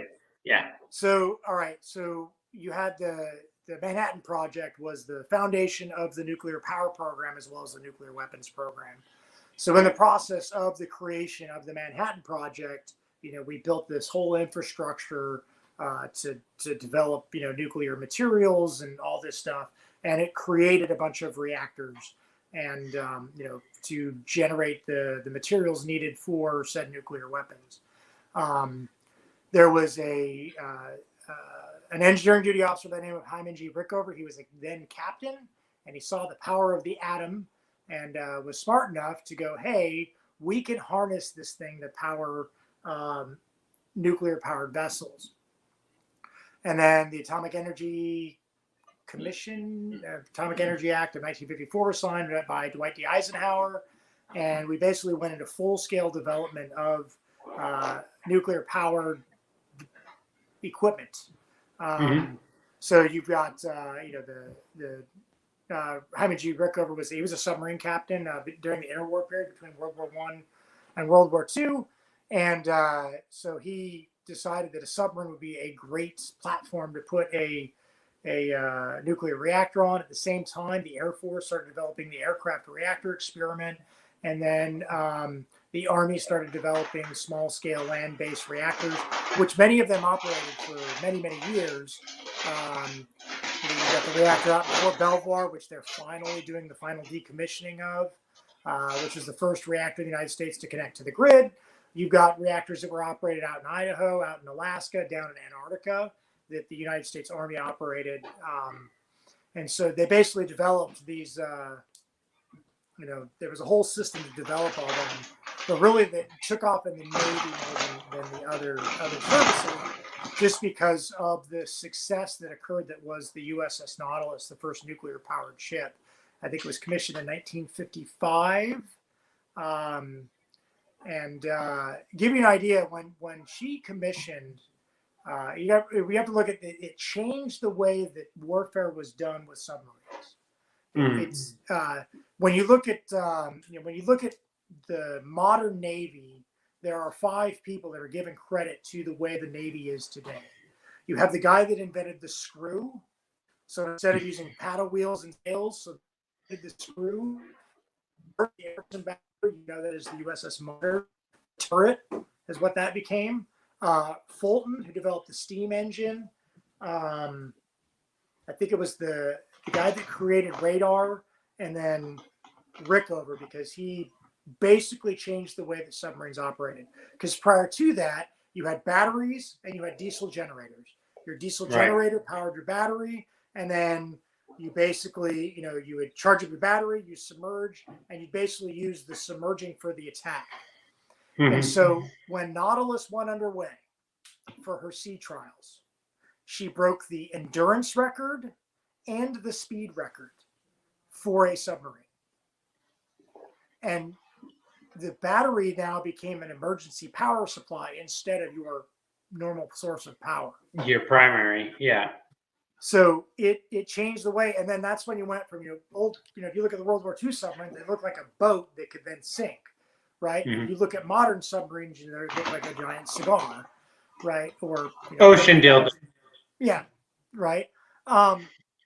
So because it needed that hydrodynamic design, that torpedo design actually, improves its flow through the water because of that. Whereas the old fleet boats were designed like boats because, they operate on the surface and submerged for an attack. Whereas the modern submarine, and by the way, they operate very differently. Underwater, those old boats suck. They were terrible to operate underwater because the hydrodynamic forces were crazy. Now, when you look at the modern submarine, that teardrop shape It's very, very efficient, very smooth sailing underwater. Man, do they suck to drive on the surface. They're cumbersome, they're slow, they're awful. I mean, they rock real bad. It's like, and 2/3 of the submarine is under the water at all times. So it changed the way that we did that. And then we figured out, hey, we could put these things on submarines. Said, hey, well, let's put this on a cruiser. So they built the Long Beach, and then they built the Enterprise, and then they figured out that that we can do this extremely well. And then when you look at the military aspect with the commercial industry, the very first technically commercial reactor was in Shippingport, and it was actually Rickover's illegal pet project. Because by the Atomic Energy Commission, he was the the director of naval nuclear propulsion. He was only allowed to be in charge and provide the oversight and in charge of the operation of any nautical reactor, so any reactor on a ship that the military owned, or any land-based prototype reactor for a sea-based reactor. So right. Shippingport was designed to be a commercial power plant. So he was in direct violation of law. Now, if you understand Rickover said, he literally forbade, it was against his orders to have naval regulations in his site. Nice. So he didn't follow the rules very well, but we've come to a new Navy where we follow the rules better. I don't know if it's always good, because sometimes we follow stupid rules for the sake of stupid rules. No one pushes back and says, well, that's dumb. Because, the people beyond him, after him, are scared of their own shadows. I think that actually is not just the Navy. I think that's just people in general. Well, he bucked the system in a lot of ways. Right. I speak not as great as most nuclear personnel do, because I think he did a lot that was negative for the industry. One was the cover-up of SL1. He was deeply involved with that. The other thing is he took gifts flat out. That's why he was fired. He took gifts from shipyards for decades. Now he claims, well, I just gave them away. It didn't influence me. Bullshit. Psychology says different. Right? You were influenced by those gifts. You don't want to admit it, but you were. Like that is science. And we're gonna, actual psychological science. There's proof. Real science, not all this COVID nonsense. Yeah. Like actual, peer-reviewed studies that have a control group and a non-control group, showing how it influences, in pristine environments, right? Prove that he was full of shit there, and in a lot of ways he went, and he played the game really well, right? If you look at early submarines were named after politicians for the 41 for Freedom or Fish, right? And then there were two competing designs that were set to go before the Congress. One was a much more luxurious design in terms of submarines that would have been much better for crew, and the other was this super high performance submarine that he designed, that he was behind the design of, and he went to all these politicians, and he goes, well, if you vote for my design, I'll name a submarine after your home city. That's why we have the Los Angeles class. They're named primarily after, they were named all after cities. Yeah. So he knew how to play the system and played it very politically. He's the longest serving member of the United States military at 62 years. He joined under Woodrow Wilson. Was forced retired. No way, that's not a good sign. Right. The only person that has served longer in government is Fauci. Are you serious? Yes. Fauci hasn't been in service 62 years. I don't know if he's, maybe not. I think Fauci might be second to him. Yeah. But because Fauci's been like 41. He was appointed by Carter. Yes, that's true. So he might actually be approaching. He'll probably break that record. I'm pretty certain that Fauci has been in the government that long. He's been in his position since Carter. Oh, right. Okay, that might actually be true. So So we have Dr. Fauci and Dr. Death. Cool. Yeah. So, and it was interesting because, you know, Rickover really did, you know, like he had, you know, he basically trained Carter at one point. Yeah. Like, I mean, it was crazy, you know, and it was, you know, he would fight the system, and the system needs to be fought in a lot of ways, right? He you know, would shake the box, but I don't know if it was always necessarily for good. But because of his influence over the nuclear industry, over the inception of the nuclear industry, we went for the very inefficient designed light water reactors because that's what only he wanted to use. And it's, you know, pretty crazy that one of the guys who's going to be the engineer on Seawolf when it was a liquid metal cooled reactor was a young Lieutenant Jimmy Carter, who then went on to become president and was the guy that basically put the regulations in place that make it difficult for that style of reactor. So there's direct influence there. They are a different challenge, right? Every nuclear reactor has its own challenge, every design. But, you know, Rickover went in with an unlimited budget, right? He served during World War II. He was, you know, stayed in during the Cold War. He had all the money he wanted to do. There was no attempt to be efficient in his designs. Right. You know, he's using super enriched fuel. We're only using 0.7% of the uranium, you know, for his reactors. But we're going to give this crap fuel for, you know, the commercial industry. Commercial industry basically gets, you know, nail polish to run a freaking Lamborghini, whereas, you know, Rickover's getting, you know, the best octane fuel you could imagine, you know, to run his, you know, submarines. So he gets rocket fuel and you get garbage fuel. Yeah, we're using used nail polish, right? I mean, it's just that's how bad it was. And you know, you must have been very popular in the nuclear world when you were in the Navy. Yeah, me, because I bucked the system. Yeah.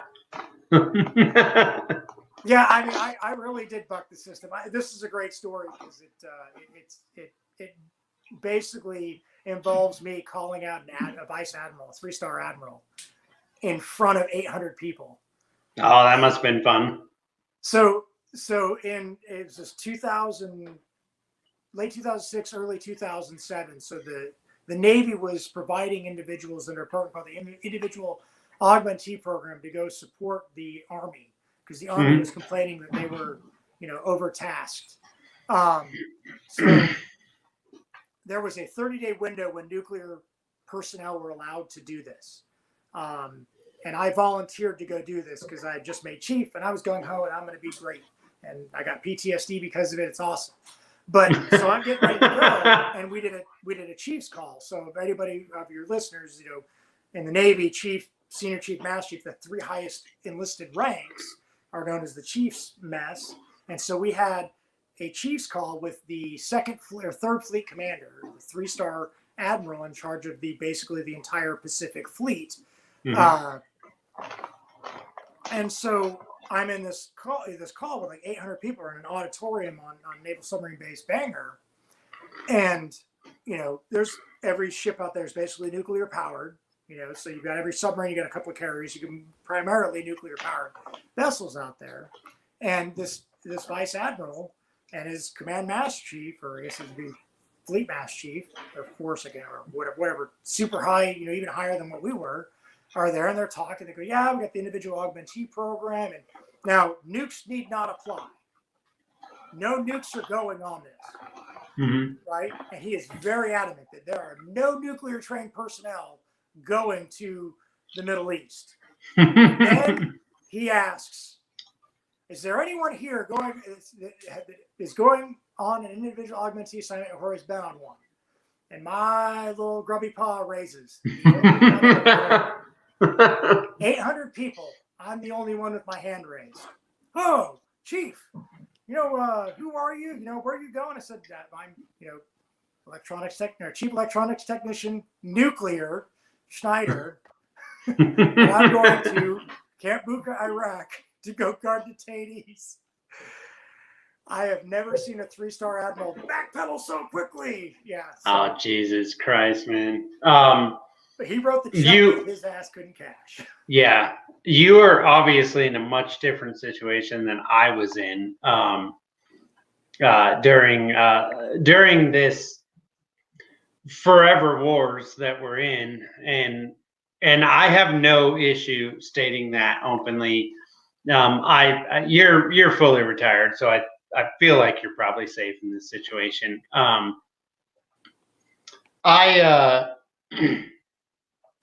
I still to this day cannot figure out what the fuck we're doing there. So I know this isn't exactly the premise of our conversation usually, but you were in a lot longer than myself, obviously. But you were deployed to Iraq for sure, I know. Yeah. Were you deployed to Afghanistan? No. So and my deployment, like my unit went to Iraq and they left me behind in Kuwait to be a liaison officer. Lucky so bastard. I was moving troops in and out. And it was like, and I got. Oh, you were the guy that decided if I win or not. Cool. Well, I didn't decide. They showed up on my doorstep. It was my job to get them there. No, my job to get them in and out. Like that was my job, right? And I'm talking. I did emergency leave. I did individual, deployments, redeployments, units. I mean, right. And it didn't matter. And it was. You probably signed something that made me have to go to war. Thank you. No, I forged documents to get people out. Oh, well, because you're a good one.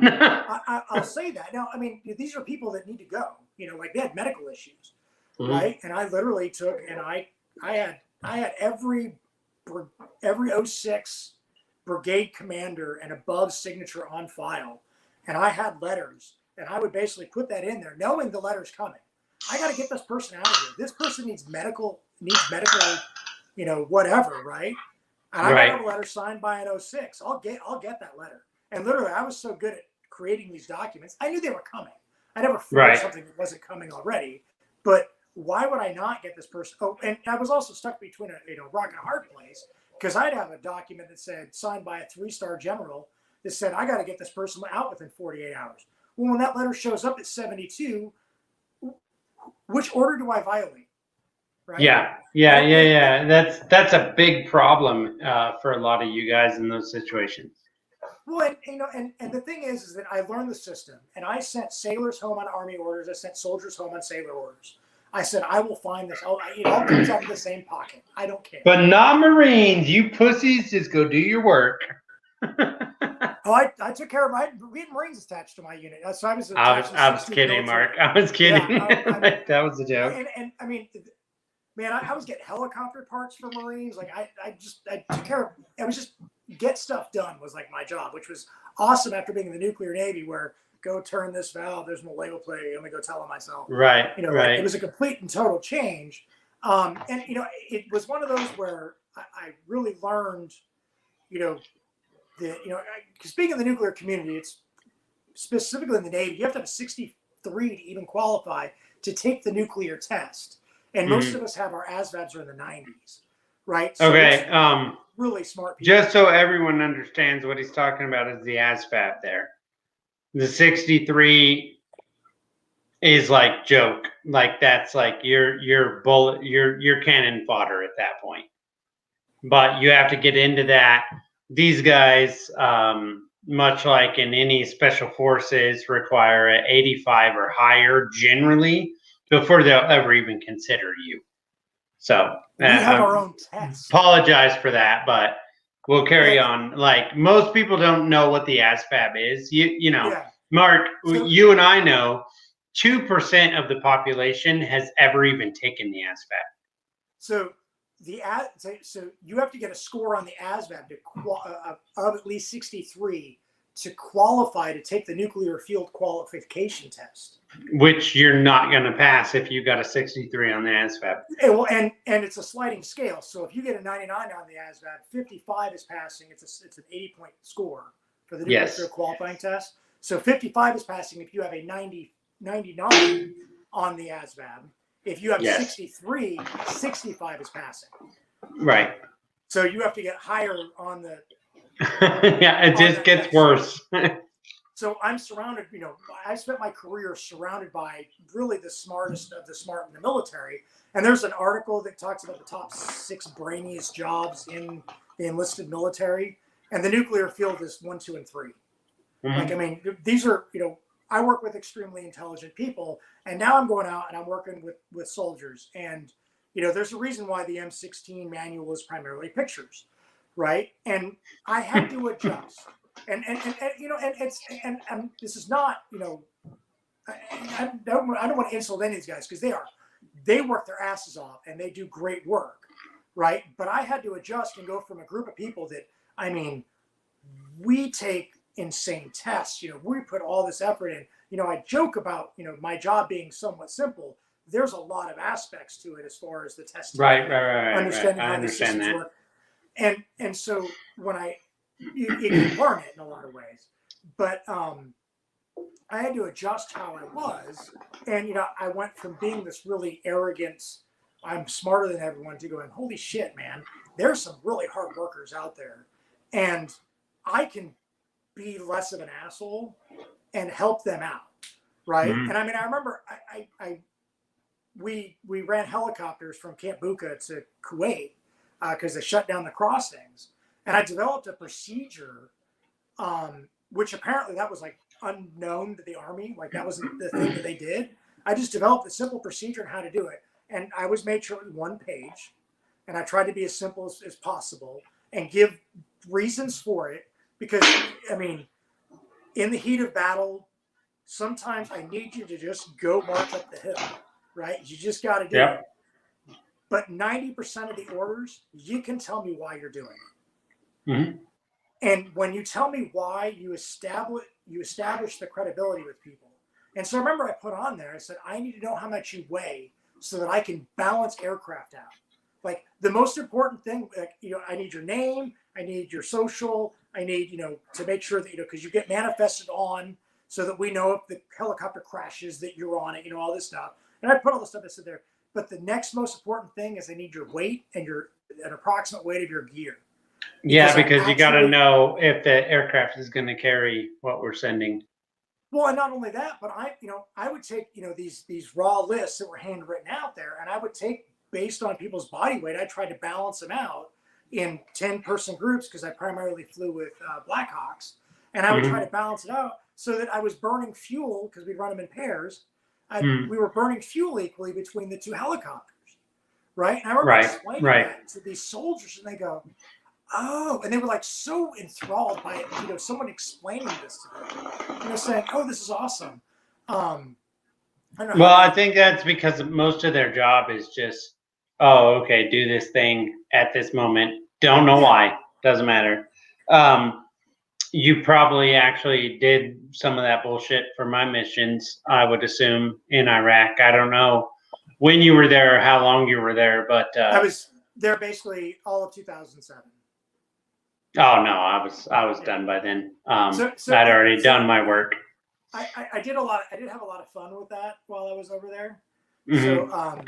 So everyone knew that I was this nuclear train guy, and I was like, well, there's no nuclear reactors in Iraq, but Iran, on the other hand, wink, wink. Like I just kept making jokes that we were going to invade Iran. Yeah. But now it was interesting. So the Navy had this individual augmentee program, and this is a great story about how the generals and admirals are lied to by their people. So the generals were being told that they, we got the same people we're sending there over and over and over again. Well, I'm a smart enough guy. I go, there's over 1 million people in the Army.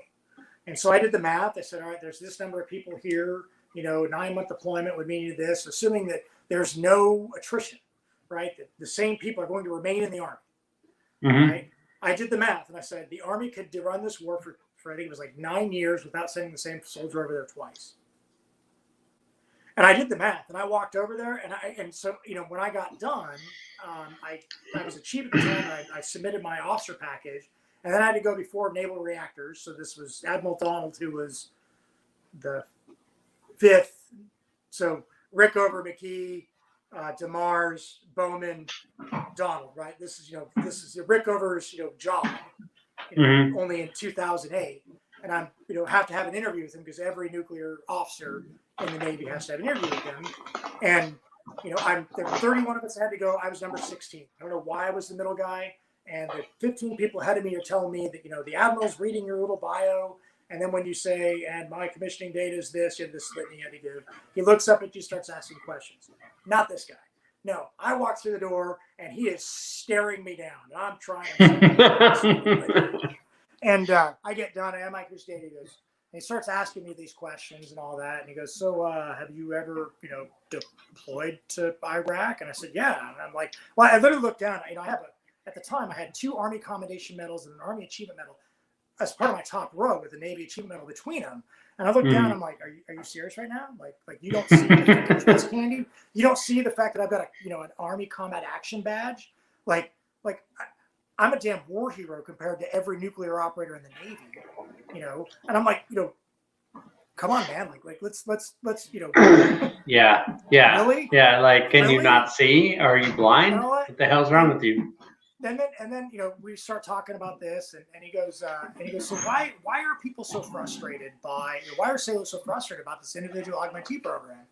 And I looked at him because I bought the system, and I go, well, Admiral, I said the Navy's been continuously deploying since 1775, and the Army can't hack it since 2003. And he goes, what? And I go, the Army is mismanaging this. I said they've got enough people in the Army to where they could run this war for 9-10 years without sending the same person over there. Why are we supplementing them? And then I had a similar conversation with Admiral Greener, who at the time was Fleet Force Commander, that came up to become the Chief of Naval Operations. I met him. Not a fan. I was a fan because he listened to me and listened. Okay, maybe he was smart enough to listen to you, but I was not a fan because I wanted to push him out of my truck. Let's put it that way. Well, granted, he was there to ask about the program, right? Now, I'm with a bunch of wives. It was a bunch of wives of husbands that were deployed and people that had been there. And it was primarily the wives, right? And they're just bitching about when's my husband coming home? When's my husband coming home? Yeah. Fair point. And I remember I'm sitting in this room and I go, hey, Admiral, I said, can we do something about our orders? And he's like, what do you mean? I said, the Army can move 132 people on 2 pieces of paper, right? And we're required to carry 10 copies of our orders everywhere we go in theater. So that's 20 pieces of paper per person if you're in the Army. Right. I looked at him, I go, my orders were 15 pages. I had to carry 150 pages of paper around with me everywhere I went. I'm so happy that the Marine Corps doesn't work that way. We're just like, I don't know, I'm here. Tell me what to do. So, and those orders were important because you gotta remember, I'm sending people home individually. So they come with these orders, and it's like the Army's was, you got the stupid Z's and crap at the top, the date timestamp. Here's the unit. Here's the accounting lines of accounting, and then it was just a roster attached to it, and it was whatever page you were on the roster, right? Whereas the Navy's, it was like, oh, here's this line of accounting. Well, so and so is going to depart from their home station, and they're going to go through training here. And oh, by the way, they need to fill out this form on the Navy website. And, this GS-15 over here is important. So they want their name on your orders. And then this other GS-14 is jealous because the GS-15 has their name. So you have like 45 names of oh, and you have to go to this other thing. And, oh, by the way, your wife may be sad. So here's a phone number for her to call with this, psychologist that's being contracted out. And you're 6 pages into it and you're still not to a line of accounting. Right? It was ridiculous with the stupidity that was in our orders. And so I was like, this is something that is helpful. I said, and I literally said, you're causing back injuries, Admiral. See, Mark, you are a libertarian. You just don't know it. Oh, no, I'm a libertarian, but I want to win elections. Well, okay, that's fair. I'm okay with that. But now my conversations with Admiral Greener and with Admiral Donald, by the end of them, within 6 months, the Navy's individual augmentee program became basically we're not going to send people unless they have specialized skills. Because that was one of the comments that Admiral Greenert made. He said, well, we're only sending people that have specialized skills. And I said, Admiral, there's no nuclear reactors to be operated by U.S. forces in Iraq. And he goes, oh. I go, I was there to guard detainees. I was there to guard prisoners. I said, the Army, there was in... Right, the U.S. Navy has the Marine Corps for that shit.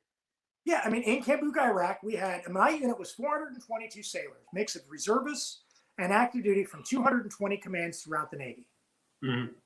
Right? We formed and were created. We were Navy Provisional Detainee Battalion 3. There were 2 after us, 2 before us, 4 after us. Jesus Christ. Right? And at this time, at the time of this, right, the Army had recruiters that had never been deployed. And so I saw all this stuff when I got done. And this is the Colonel Vindman assholes that are the MRE stealers and are then policymakers, right? That are then telling the admirals and the generals, well, we don't have the people and we're struggling and they're not actually doing any real work. It took me 5 minutes to do the math. 5 minutes. I said, how big's the Army? 1.1 million soldiers? Yeah. Yeah, math's pretty easy. Here, this doesn't work. And I think I did it in front of Greener. I said, here, look, the math doesn't work. Why do we need this? Now, if it's specialized skills, and that's what the individual augmentee program became, was for specialized skills. The Army was short on radio communications guys, so then we would send radio communications guys, things like that. So that's what it became. And you became an individual soldier as an individual augmentee, not units of soldiers or not units of sailors being deployed like an infantry battalion. Because that's what we were. We were an infantry battalion. We were created as an infantry battalion that was given specialized training and guarding. And you were not built for that. So that becomes a dangerous situation, in my opinion. The unit that relieved us ended up, so we showed up there well after the Abu Ghraib thing. But basically, there became a mini Abu Ghraib from the unit that relieved us, where they were spraying people down with pepper spray in the confined spaces. Right. Because, they're not, these are not professional. They don't know what they're doing. Yeah. I'm not, and I want to make this more than clear to anyone that watches this. These people were not being inhumane. They literally don't know what to do. Yeah. So they were reacting without training, without they're fucking retarded in this situation. And I don't mean that in a sense of they don't have intelligence. I mean that in a sense of they didn't know what to do in these situations. And that's problematic. And and you're bringing up a great point. I'm going to add on to that and say, in the Navy, we are professional sailors, right? Mm-hmm. We drive ships. We do navigational charts. We tie knots. We, are firefighters. We are, we don't land in the desert and then try to keep people imprisoned. And you're going to go send us through, a 2-month training program, and you're going to give a yeoman, which is like a secretary in the Navy, a rifle that's never carried a rifle in her entire life, and almost freaking shoots her fellow sailor on the range, right? Because we don't. I mean, when I went through boot camp, we used freaking laser tag guns that were modified M16s because it doesn't matter for us. We didn't necessarily need to carry a rifle.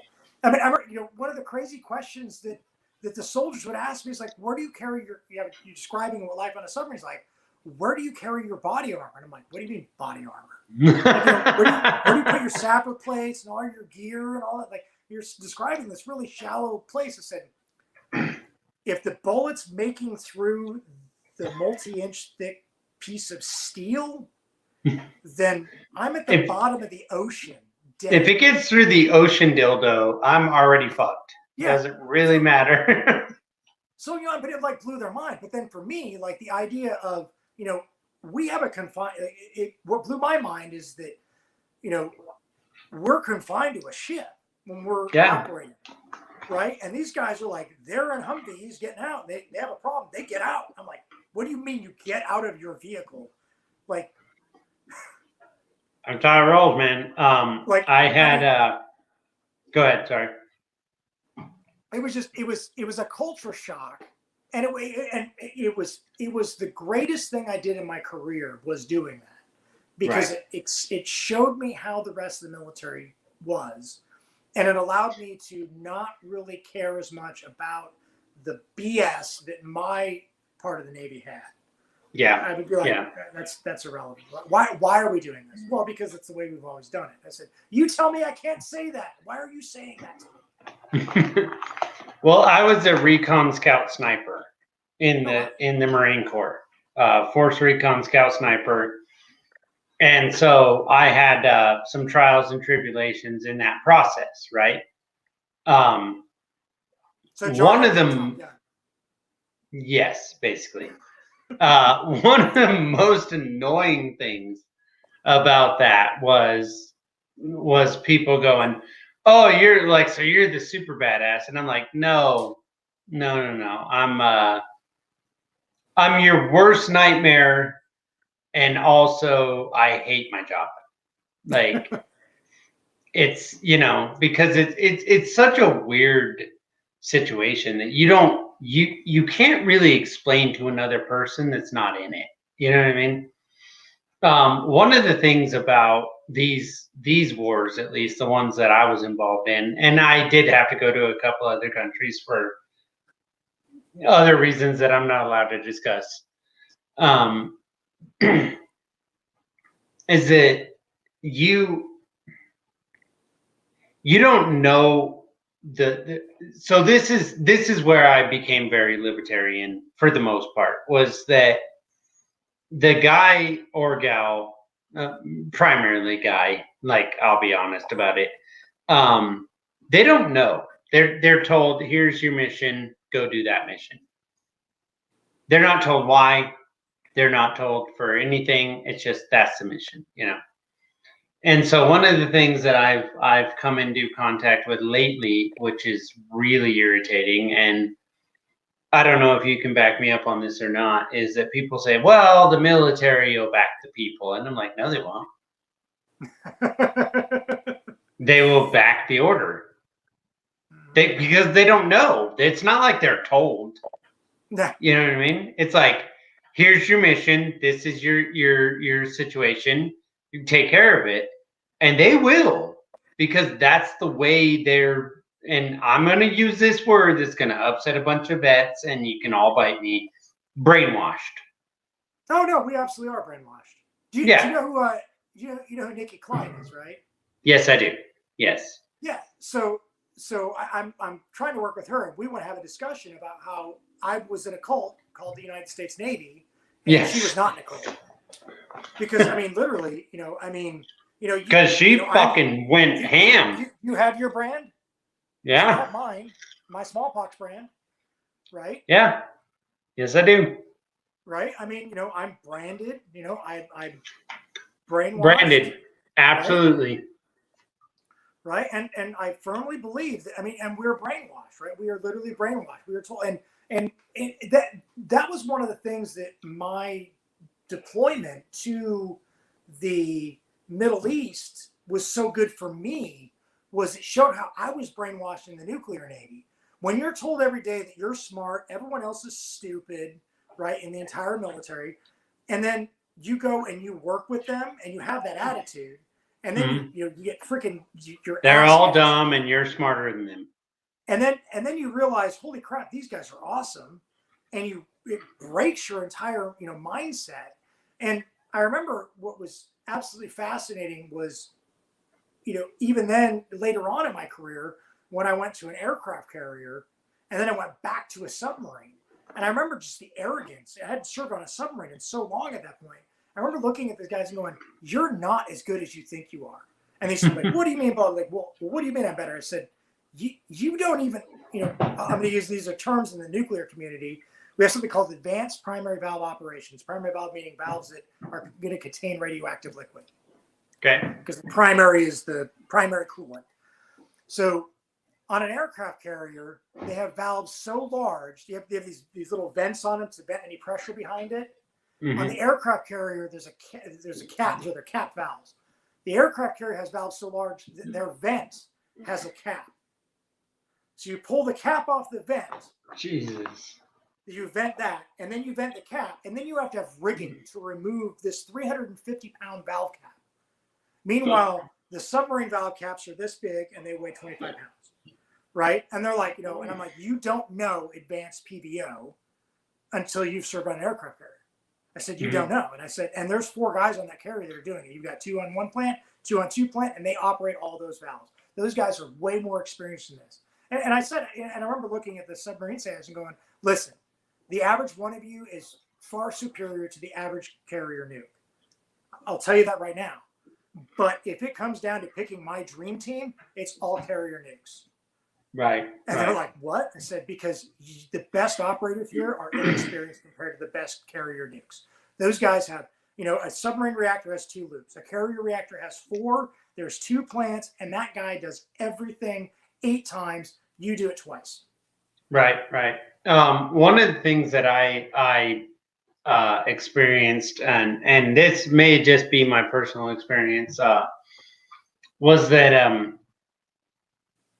I don't know what they call them in the Navy. I forget, but in the Marine Corps, they're butter bars. They're brand new LTs. Yeah, okay, butter bars. Okay, yeah, ensigns. All right. But they're butter bars, right? And I dealt with a lot of butter bars in my time. And I had one good one the entire time. Every one of them came in there like, I'm this hot shit fire and I know what I'm doing, and y'all are you're gonna salute me and you're gonna do what I say. And I'm like, well, you think that, but we did have one, Riley, and Riley was actually very good. He came in, knocked on the door for my barracks at Camp Pendleton. And when he walked in, I was like, oh, son of a bitch. You know what I mean? Because that's the way it goes. And he went, okay, no, just stop. I can't, I don't know what the fuck I'm doing. Like, he literally said that. I don't know what the fuck I'm doing. And this dude was like probably my favorite officer. So do you have a favorite officer? And how many times did you get into a position that you had a bad officer that was putting you in a weird position that you might have had to be like, you don't know what you're talking about, and I can't do that? Oh, we've got great ones. All right, so first off, I have to start off with a joke. What's the difference between a private first class and a second lieutenant? No, I'm not doing that. A private first class has been promoted once and still knows he's not in fucking charge? Yes. All right. So interesting. Those are interesting questions. I had, and I don't know if you experienced this in the Marine Corps. The nuclear power program, we have an interesting commissioning program that exists that the others don't.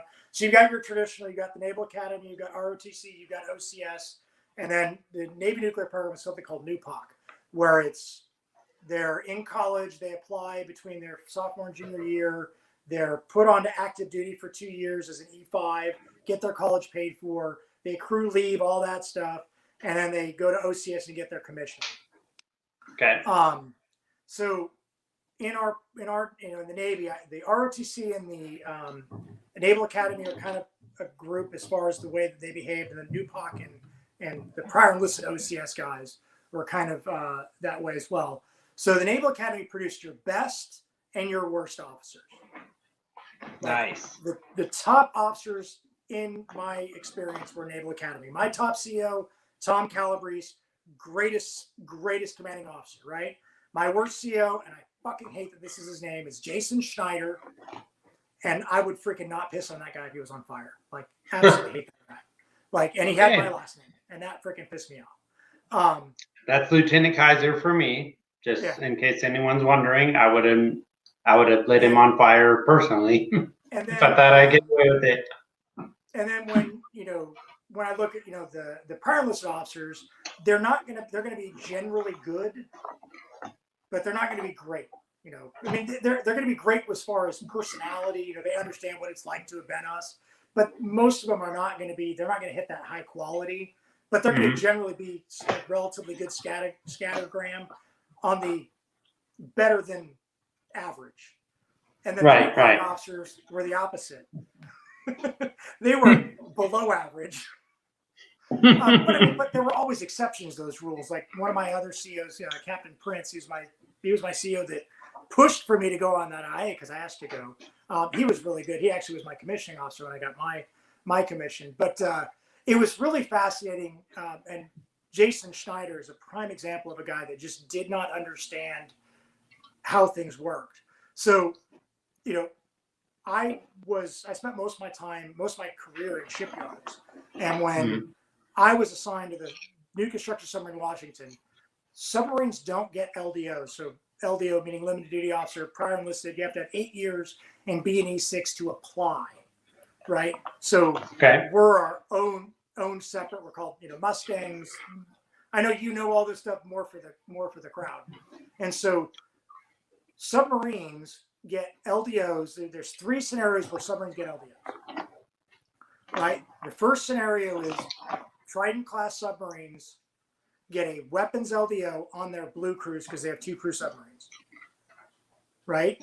And then if there's a major overhaul, they get a nuclear LDO, and new construction submarines get 4 nuke LDOs.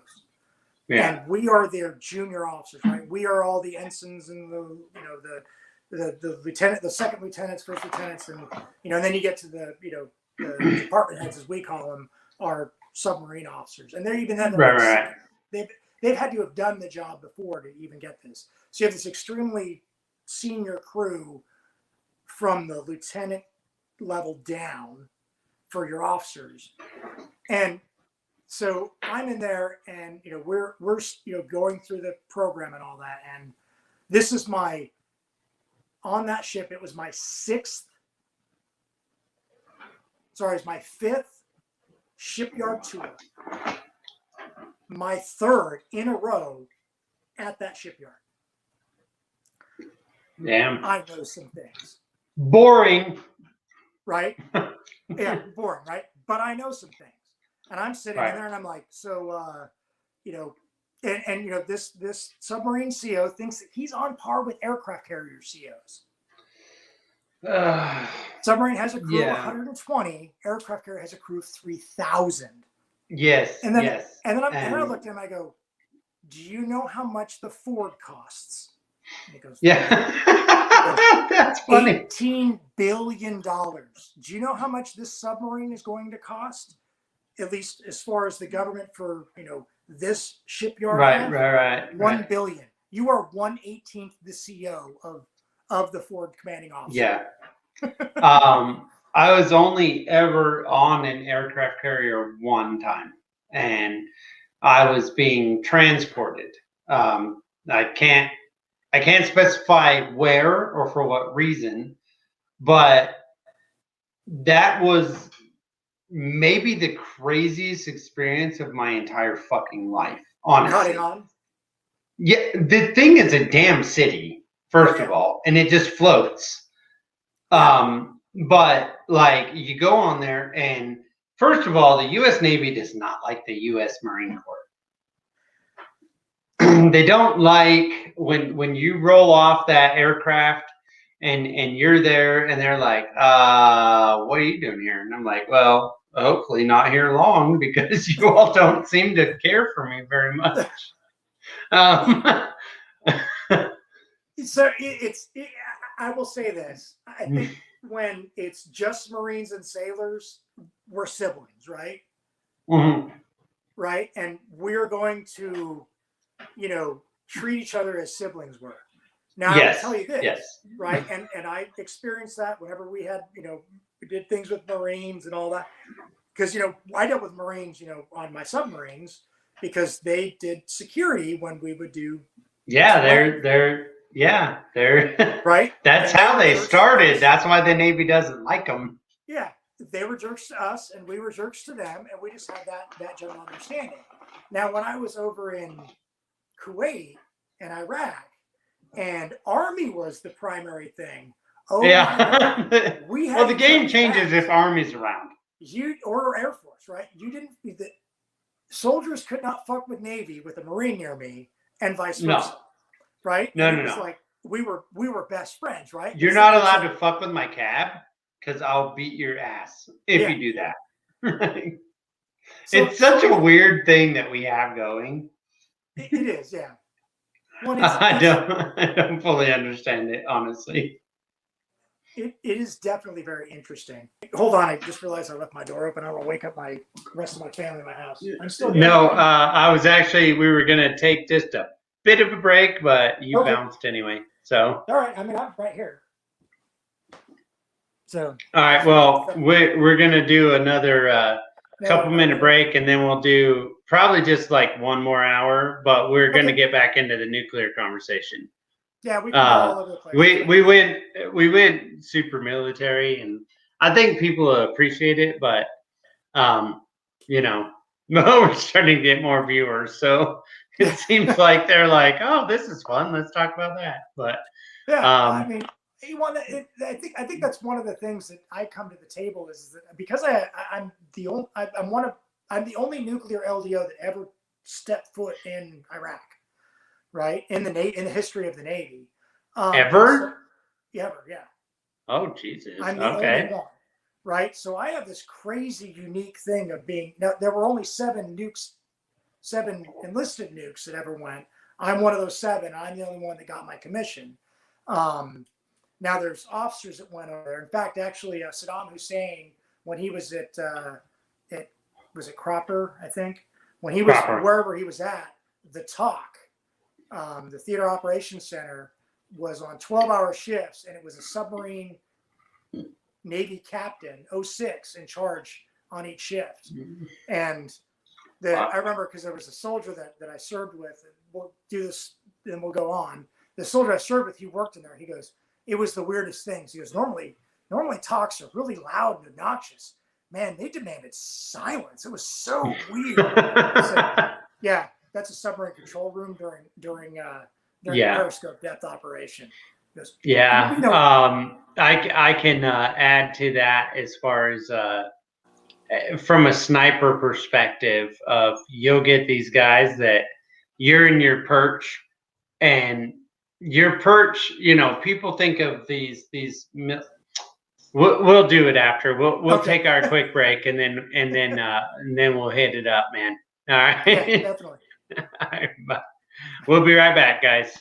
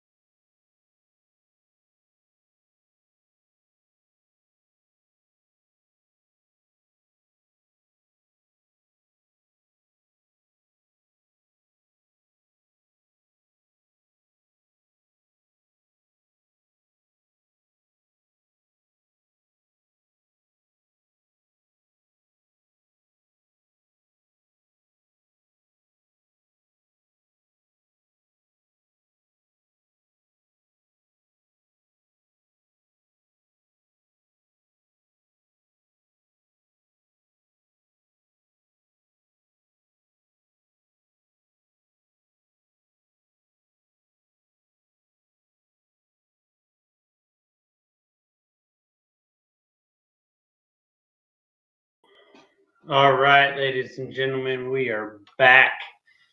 We will get Mark right in here. I have some pretty good questions for him. I apologize for the delay there, but it wasn't a commercial break, so you're welcome. What's up, Mark? Hey, we are back. We are back. We are back. One of the things that I wanted to cover, and this is still a little on the military side, but more to, I guess it's completely on the military side. You being a nuclear operator, understanding nuclear tech probably better than, I would say 99.9998% of the population. Pretty accurate. Yeah, I'm trying to be nice to your wife here. She probably understands it pretty well too. Yeah. What is okay, so one of the things that we continuously hear is, well, we can't let Iran get a nuclear weapon, right? We can't let this nation get in North Korea, for instance, yada yada yada. What's the danger of them getting one? Like, in all honesty, in your first of all, your nuclear experience plus your security experience, is it a big deal if they get one? Are they going to use the damn thing? No one's going to commit suicide via nuclear weapon. Okay. That's probably the most libertarian answer I've ever heard from someone that understands nuclear in the regard that you understand it. Yeah, I mean, so am I happy that Iran is enriching to where they are? No. Am I worried about it? Not really. I mean, one of the big things is that when you look at the Iraq, right, and why were we there? The whole weapons of mass destruction thing. We don't get a lot of the the fact that Saddam Hussein was. Fun fact, everyone, that was a lie. What's that? Fun fact to everyone listening, that was a lie. Yeah. I mean, but the interesting fact about Saddam Hussein is that the idea of having weapons of mass destruction, whether it's real or not, showed power and influence. So he wanted the world to believe that he was filled with weapons of mass destruction, whether he had them or not. This is an irrelevant. That it's irrelevant if they existed even. So he was going to make us believe that they had them, because having the idea of having them was enough to make them be a superpower in the region. That's part of their cultural mindset. So Iran is developing the weapon not to use it, but because they have the big sword then, right? They have the big sword, right? Much like the Great White Fleet of under Theodore Roosevelt, speak softly and carry a big stick, right? I don't have to be loud and rambunctious. If I've got the big bomb, if I've got the big weapon, people are going to listen to me. That's what Kim Jong-un and his father Kim Jong-il were doing, and Kim Jong-son, his grandfather. They were developing these programs so that they would be not invaded like they were in 1950 through 53, right? They didn't want what happened to them in the past. So a lot of it is that these are countries that especially when the U.S. overreached, right? After World War II, Korea's that weird war, or conflict, because not even war, but it was a declaration of war, right? So it was the first police action, right? Weird, started by a Democrat. All these things are started by Democrats for some reason. I don't get that. Shocking. And then they're just continued by the Republicans, and then the Republicans get blamed for them. The only one that's not really that case is Bush, 43. So these nations are have become so terrified of the United States, basically coming in and saying, "I don't like you. I'm going to freaking invade you." Right. So what is the purpose now? And I look at I read this. I read this book. Everyone at work called it The Tome. I read this book on the Korean War it was just absolutely fascinating because it followed individual units, explaining some of their challenges and all that. And it was just interesting, reading, how that war changed our mindset. It's called the Forgotten War, because literally you have World War II, and then you have Vietnam, and everyone forgets that basically we learned the right lessons in Korea, and then said, "Yeah, we'll forget it for Vietnam." Like, you know what I mean? Like, if part of the reason why South Vietnam fell was that, much like the North and South Vietnam, where we provide all that, we have troops stationed there, we have all that economic aid going in there. We provide them with replacement, equipment. Well, we didn't do that after Vietnam, and North Vietnam basically took over the whole nation rapidly. Now, this is gonna kind of go. You're gonna like this because it's libertarian, but it's also not libertarian. So I remember. So I'll like it. Okay.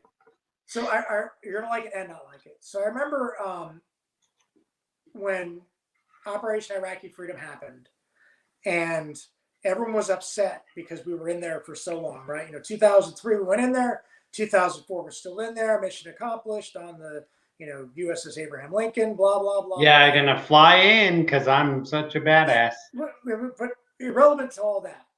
But I remember going.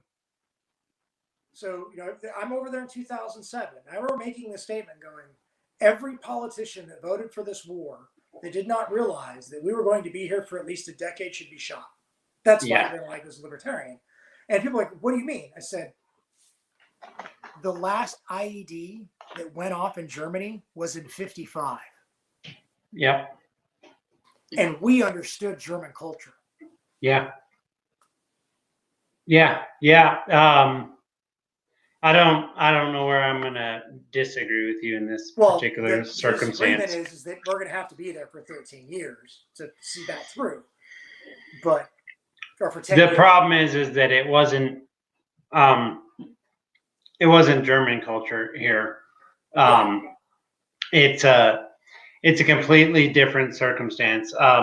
One of the things I would say, and I have said multiple times, as someone that has understood this from the time I'm like 19, right, and saw it firsthand, saw it unfold in multiple nations, was that here's the thing with the people that are like, well, you can't take on the U.S. military, right? The gun argument, right?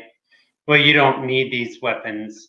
And it's a really weird argument that they make, because it's like, well, it's a weapon war, but you also don't need it because you can't take out the U.S. military anyway. Oh, I totally. And I'm like, we've been fucking fighting people in pajamas and sandals for 20 years, like the U.S. military. And I can absolutely take out the U.S. military, and you don't know what the fuck you're talking about. Guys like me study warfare. Yes. And my hero of warfare is William Tecumseh Sherman. Oh my God. You're quickly becoming one of my favorite people. Because I'm not going to go fight their army head on. If we were to have... No, that would be ridiculous. That's how you lose. Yeah. You don't go against the army straight on, right? I mean... if you look at the Civil War, Grant went head on. The North lost tons and tons of people in the Northern Virginia campaign, right? But part of that, the reason why they won is because Sherman was burning his way through the South, making all the women terrified, sending letters, and it was attrition through desertion that got the freaking war to end. Right. You don't think that guys like me that understand this, and guys like you that understand this, that know that with mass communication and the fact that, we have these little cell phone devices, and, if and I would start with the politicians. I wouldn't go for my military members first, but if, martial law was declared and I wanted, you don't think that I wouldn't track down every single politician's family, and they would be, in a room somewhere, with people with making guns. it more than clear. making it more than clear that we're not happy about what's going on. Yes. And you need to change or things will not go your way, right? Not saying I'm going to do this, but that's... No, obviously not. That's the kind of warfare that I don't think that Americans understand. We still believe that we're going to fight a war like World War I in trenches, right? Yeah, no, that's not how this works. I mean, I've attempted to tell people, and I'll get your feedback on this, but I've attempted to tell people, and I believe this wholeheartedly, and I think I have receipts to prove it. America is in a civil war. It's just not hot. Yeah, we're in an information civil war. Right. That's what I mean. Is that? Yeah. But the Civil War is on right now, and you know, here's the scary ass part to me, is that, and from, you know, you have this perspective, I assume, and I have this perspective, and men and women that have been in our position over the years understand this, is that war is not what people think it is always, right? Yeah. They think it's two armies marching towards each other. Yeah, that's not war. They think the Napoleonic War. Right. Warfare, right? You know, red coats versus the blue shirts, right? Or whatever, you know, marching into line. And it's not like that. No, it's war. Yeah, well, that's what makes the meme funny, is like, you know, the UN's not going to roll in with their blue helmets because, okay. Yeah. We all turn into rooftop Koreans, you know? Well, I mean, you know, it's interesting because, you know, it was it Admiral Yamamoto or whatever general in the Japanese army that said that they didn't want to invade America because they were afraid of they didn't want to wake a sleeping giant. Well, but no, the reason why they didn't want to invade the U.S. was because behind every blade of grass was... Oh, yeah. That was shit. I don't remember his fucking name, but I do remember learning that in basic training. Yeah. That they were like, look, behind every blade of grass is a gun. Yeah. And there's no way to win this war. Like, it's not possible. Well, and that was what made the potential invasion of Japan terrifying. It wasn't that there wasn't a gun behind every blade of grass, but there were 8-year-olds with freaking pitchforks that were going to be killing U.S. soldiers, right? And that was terrifying, right? And that was, you know, and you could talk about the ethicalness of the bombs in Hiroshima and Nagasaki all day long, but, you know, could you imagine that war would have gone till 47, I think was the projection, and soldiers would have had to murder children or die at the hands of children. Like, I don't think you saw the recent released stuff from the DoD though. Probably not. So Congress fucked up because they do that, because they're a bunch of idiots, elected morons that essentially just argue with each other, and that's their whole job. Normally they are pretty good about keeping shit classified. Well, they fucked up, okay? 2 months ago, because they were such in a squabble over Trump. Now, I'm going to premise this on the fact that Trump did one thing, in my opinion, that was probably the most important thing Trump ever did, and he didn't even mean to do it. Was that he got these morons so pissed off at each other that they screwed up and they didn't reclassify something. Okay. The Department of Defense and U.S. Department of Navy had to release that the Japanese government, or the emperor in that case, but Japanese government, had surrendered 3 days before the first atom bomb went off. Really? Yes. So they knew. They absolutely knew. So that whole argument's dead at this point of, oh, well, we had to because we saved lives. No, you didn't. You didn't. and there's legit paperwork that says the president of the United States was told, okay, they've surrendered. What do you want us to do? And he said, we have to send Russia a message. This is the country that we live in. I mean, you know this because you spent what, 20 plus years in the Navy. 20 years, 4 months, 2 days, but who's counting? Yeah. So those of us that have done it, we're like, yeah, okay, this is not odd to me that they would lie, you know. What's hilarious is they fucked up. That's the only reason we know. That's interesting. One of the things I find fascinating is I don't know why we didn't just let Patton do Patton's thing. Yeah. Patton's path to Berlin ended in Moscow. Yes. Yes, exactly. I don't understand it either, because you still could have made the same point without murdering a bunch of women and children. Yeah. And that's what we did. And I suppose I find it, I run into a big problem personally when they say, well, you know, we're saving lives. I'm like, no, you're not, dude. You know, it's interesting because I have to look at FDR and Truman and realize that they treated non-whites as animals.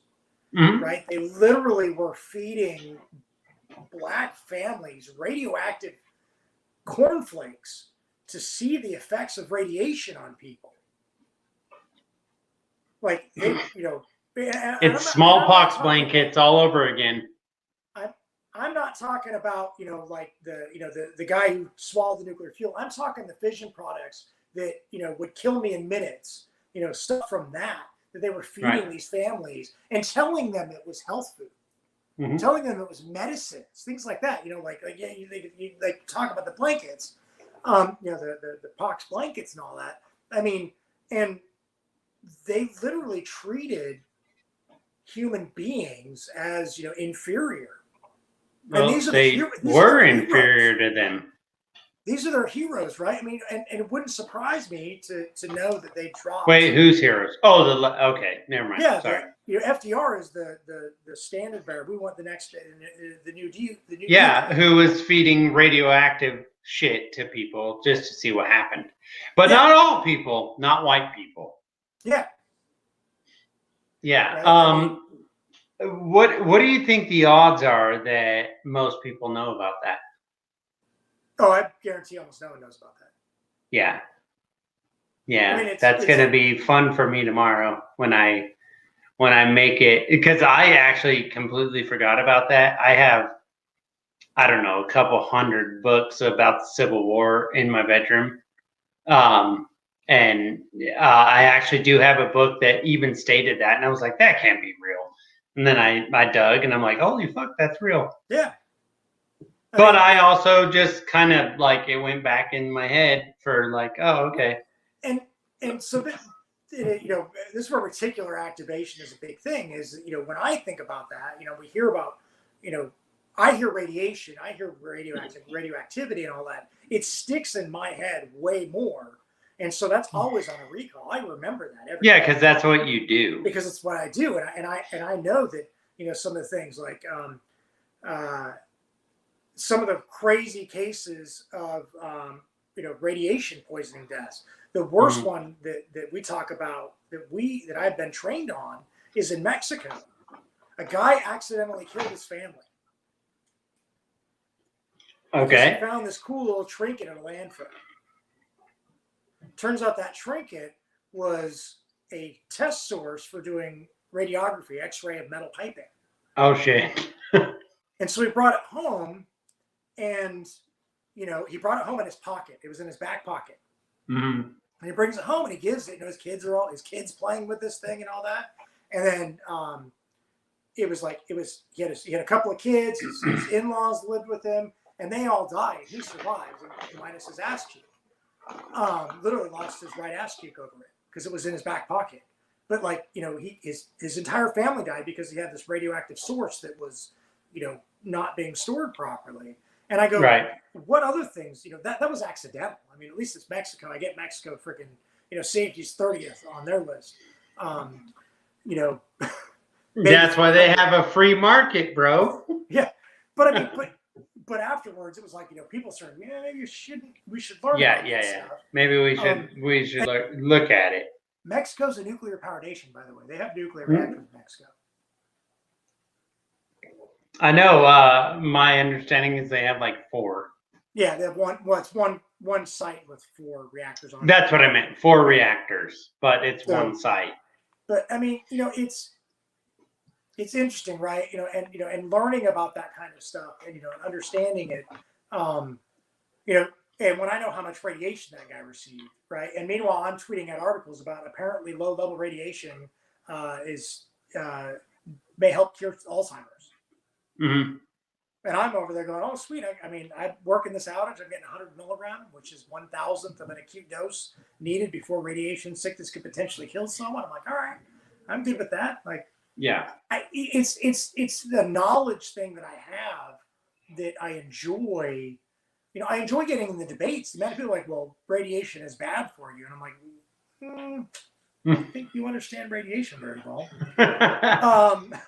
I think it's a terrifying thing. I think a lot of it comes down to Hollywood. I think they've terrified people of this thing.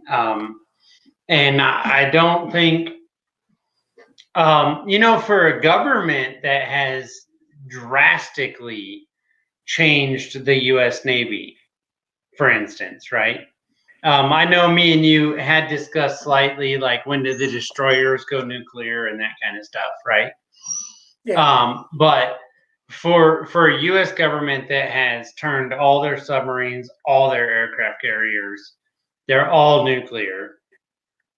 I don't think they've actually done a very good job at explaining, like, look, this is way safer than you think it is. Like, comparatively speaking, this is on par with a nuclear or a solar field, as you put it.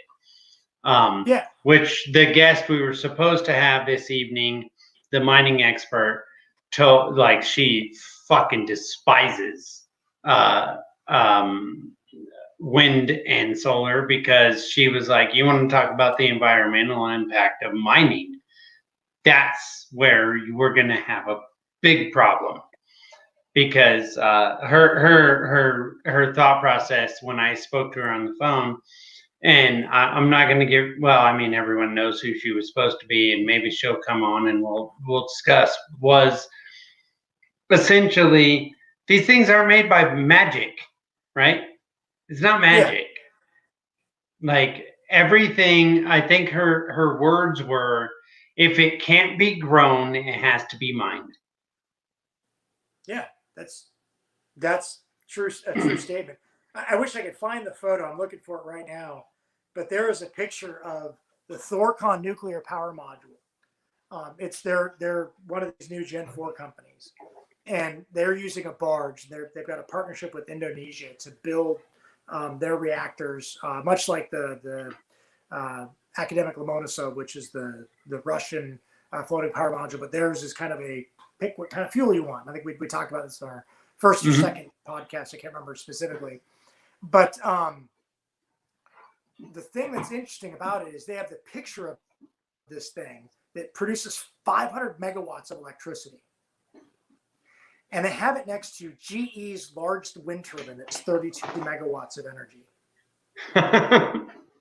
The blades of that one turbine take up more volume than the entire Thorcon power module. Just the blades. Fuck. We don't realize, we're like, oh, wind turbines, right? Everyone is imagining like the Don Quixote style freaking wind turbines from right. We don't realize these things are 600 feet tall. These are skyscrapers that are freaking, we don't like, it's just mind boggling. The amount of resources it takes to move that, right? And I get the argument I get is like, well, we can use electric vehicles for them. Like, those electric vehicles don't exist, right? You don't have electric vehicles that can do There is no Mack. There's no Kenworth T800 that is electric. Yeah. That's not a real thing. But you got to think about it. That's a massively huge turbine. Yeah. I mean, and you just look at it from a volume perspective, and then you have to build it to where it's, you want that 600 feet above the tree line. Mm-hmm. And it is so much cheaper to clear cut that land than to build that extra 100 feet. Yeah. So how's that work for you, environmentalists? Yeah. I mean, that's people don't. Like, I thought we were supposed to be planting trees, not cutting them down. Yeah. Well, and the thing is, there's a reason why they're cutting them down. Because, we talk about wind and solar, we mock them all day long.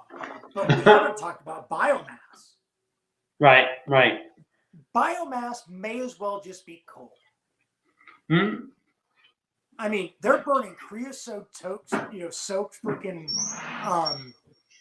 railroad ties. They're burning freaking coal that's rejected by the coal plants. I mean, yeah. It's like they burn crap, and they don't have, because they're green. They don't get that, and they're not fucking green. I had a guy on LinkedIn reach out to me that was pushing a biomass farm that's going to be powered by chicken manure in North Carolina. Okay. And he sends me this thing, and I do one Google search, and I find enough information about chicken crap and about energy density and the amount of chicken crap that is produced in North Carolina, and he was full of shit. Pun intended. Yes. Actually, it wasn't full of shit. I assumed. There was insufficient chicken shit in North Carolina to power the plant that he said he was going to power. There was enough chicken crap in North Carolina to run that thing for 30 days a year at the power output he was talking about. Okay, so I gotta ask, do these people think that you don't know how to do math? Or like, because that's confusing to me, because it's like, okay, you're reaching out to someone that this is what they do, right? This is what they understand, this is what they know, and this is what they do for a living. And you're going to go, no, man, I'm going to replace your entire thing. And it's like, okay, but do you not think this person can just do basic math at this point? Bernie Sanders can't do basic math.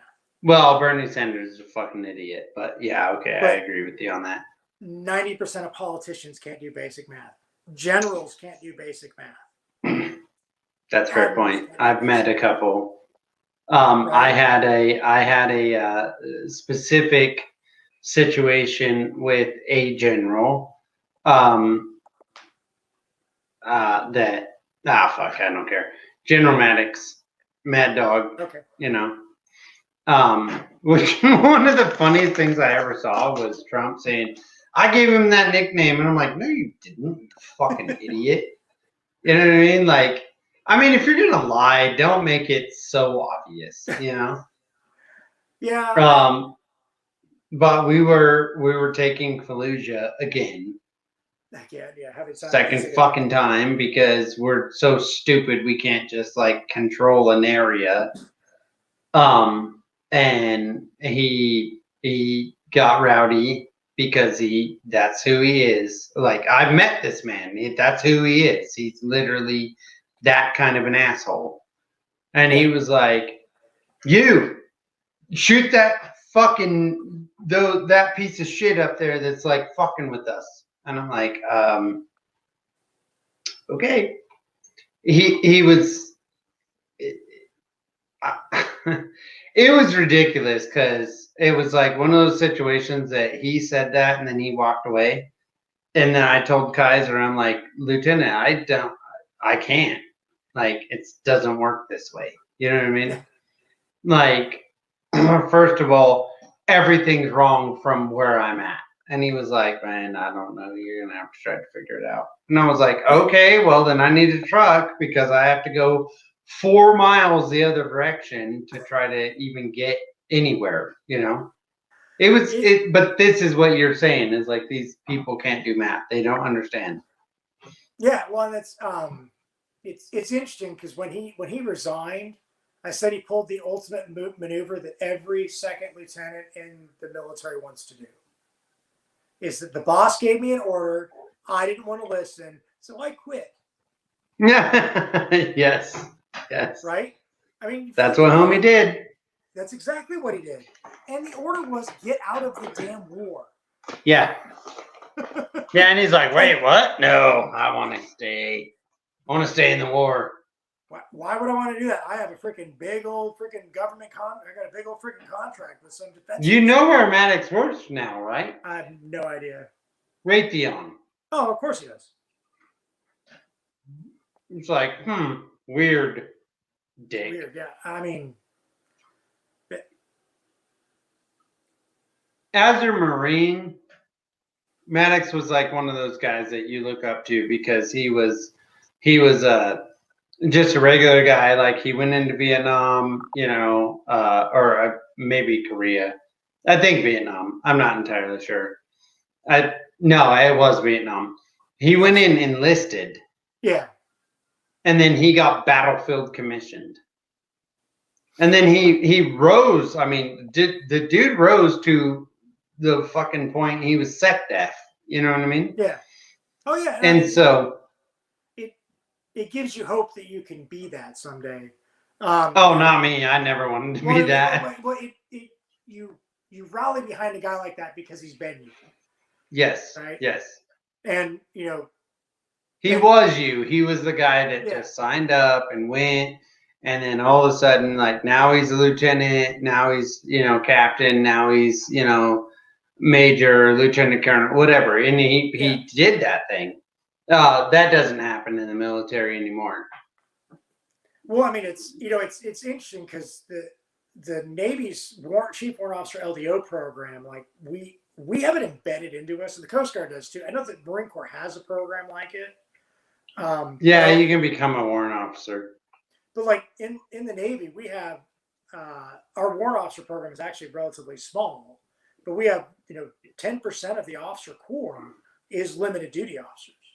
Mm. So 10 and we're limited because the highest rank I can achieve is 06. Right. So, but you have to have, you have to have these years of experience, to even apply, and we're the experts. And it's one of the things that makes an aircraft carrier, going back to that discussion, extremely interesting to operate is that, there's 250 officers on board an aircraft carrier. Mm-hmm. 150 of them are LDOs. Nice. And my first captain is retired as a vice admiral, my first captain on the carrier. I remember he put out here, he goes, we do not know how to manage people. Flat out said that. He said that unless you have that freaking maroon ribbon. Yeah. And just said it. And there was one of his, pilot guys, it's, was like a year group behind him or something, 06 type guy, starts to pipe up and he goes, listen, you don't know what it's like to scrub a toilet. Don't pretend like you do. And these guys don't trust you. Yeah. But I'll tell you, those guys that, the LDOs and the warrants that are down there, and I see them walk around and they will freaking pick up and scrub a toilet with their guys still. I've never seen one of you assholes do it, especially you with the aviator wings like me. So, and the guys that see that also are like, oh, okay, he's been where I'm at. You know what I mean? There's this immediate respect, I think, that takes place. Like, I remember a specific time I had to go. Oh shit! I had to go to Africa. I won't name the country because I'm not entirely sure if it's still classified. But I had to go to Africa for a particular mission. Hey, don't worry. The entire world believes that Africa is a country, so you're good. Of course, Africa's a country. Yeah. Like, come on now. It's like the European Union. It's the African Union.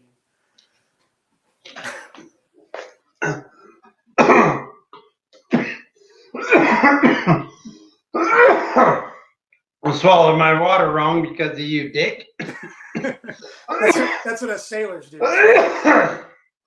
Ah, shit. No, but so I had to do this particular mission there, and what was absolutely baffling to me about the entire situation was the officers involved. And they were like, well, I don't understand. Why can't you just do this thing for me? Right?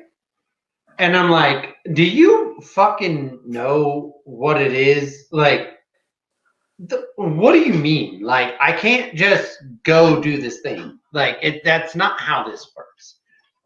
And they're like, no, man. This is like, I gave you the mission, go and do it. And I'm like, you're a fucking idiot that doesn't know what the fuck you're talking about. Like, here's a thought. Why don't you go do the mission?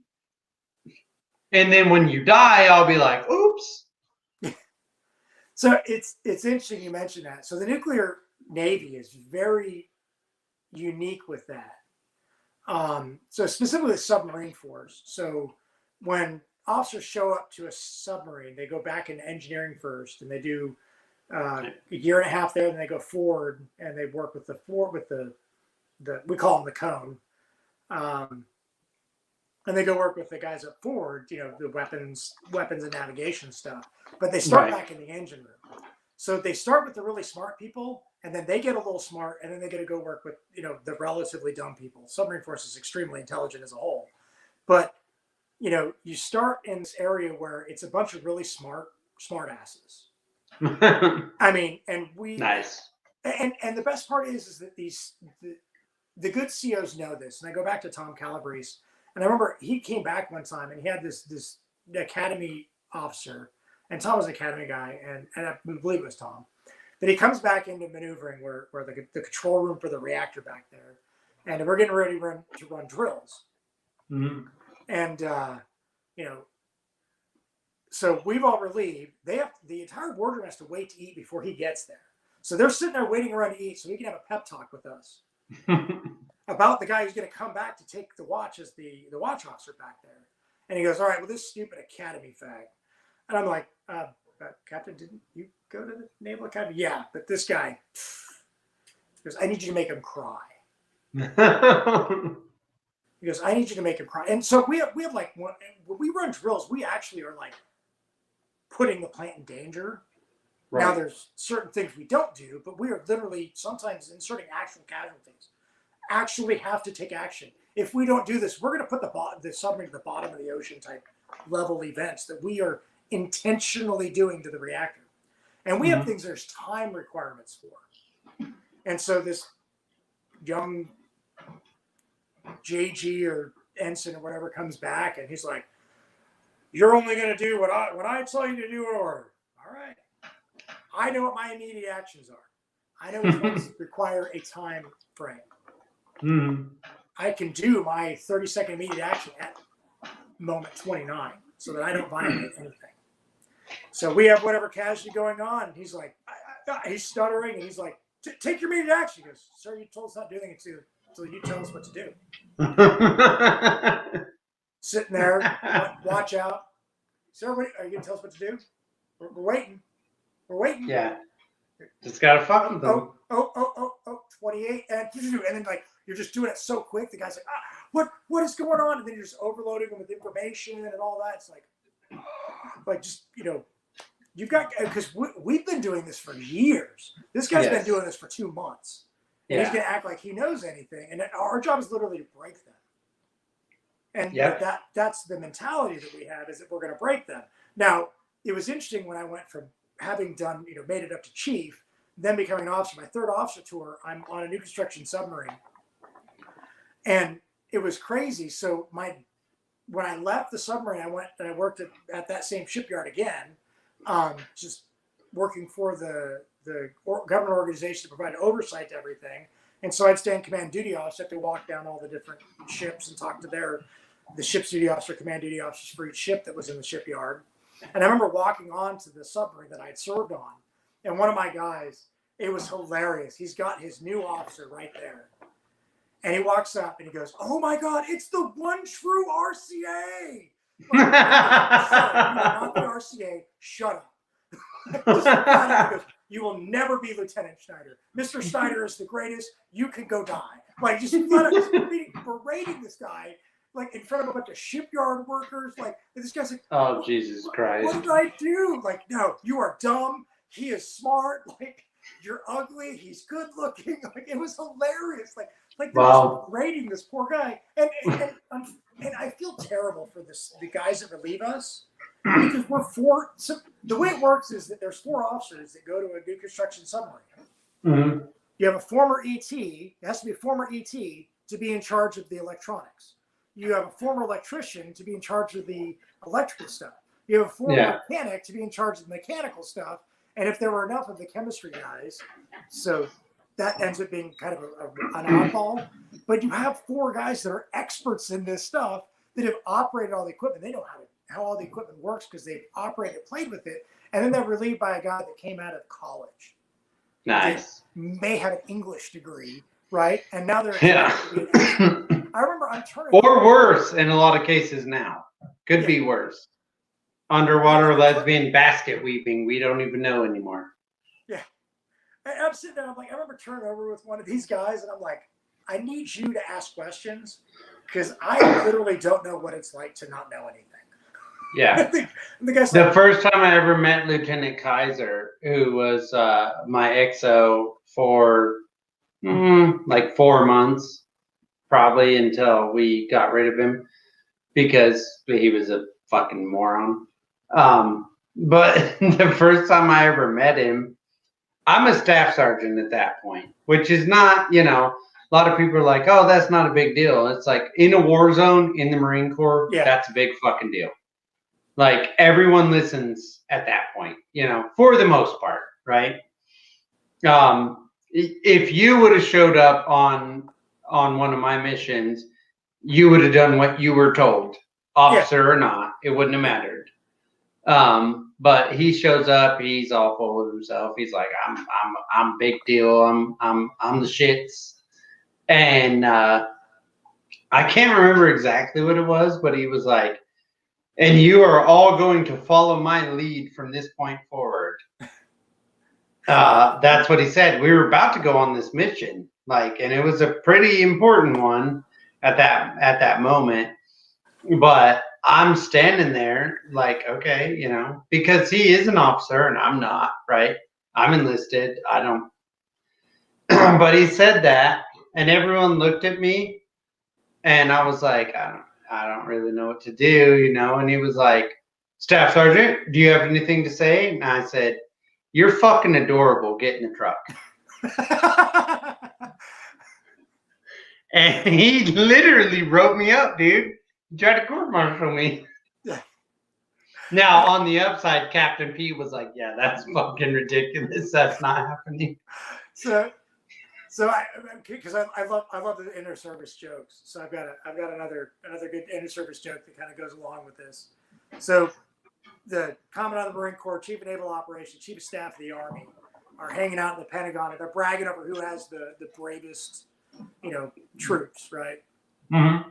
And so, the Chief of Staff of the Army goes, "Well, here, I'll prove it. Let's go to Fort Benning," right? So they go to Fort Benning. And they're out there doing live fire exercises, and the general, the Chief of Staff walks up to this private. He goes, "Private, you see that target they're shooting out there?" He goes, "I want you to pretend that target's me, and I want you to stop every bullet that hits me." Soldier runs out there, throws his body in front of it, freaking bullets, but he stops every bullet. Falls to the ground dead. Right? Commandant of Marine Corps goes, "That's pretty impressive, but let me show you something." So they go out to Camp Pendleton, right? And they're doing tank exercises. And the Commandant Marine Corps walks up to his Lance Corporal. He goes, "Lance Corporal, see that tank over there? I want you to pretend that tank's going to run me over, and I want you to stop that tank with your body." Lance Corporal runs in there, and he throws himself into the treads. Tread flips off, tank flips over, right? Saves the Commandant's life at the cost of his own. Then the Chief of Naval Operations says, "Yeah, that's impressive." He goes, "Let's go to Norfolk." So they go to Norfolk, and They go down to the pier, and there's a carrier, moored. There's a boatswain's mate, third class, way up high. He's painting, and the chief naval operations goes, "Hey, BM3, I want you to prove how brave you are by throwing yourself to your death." This BM3 looks around and he goes, "Fuck you, Admiral."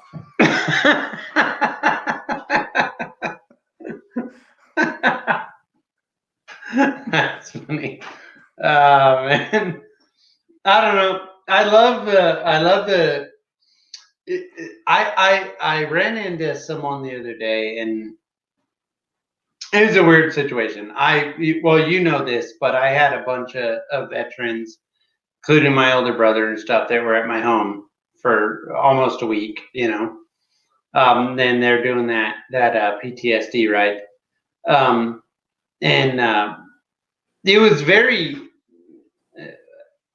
odd and eye-opening in a way.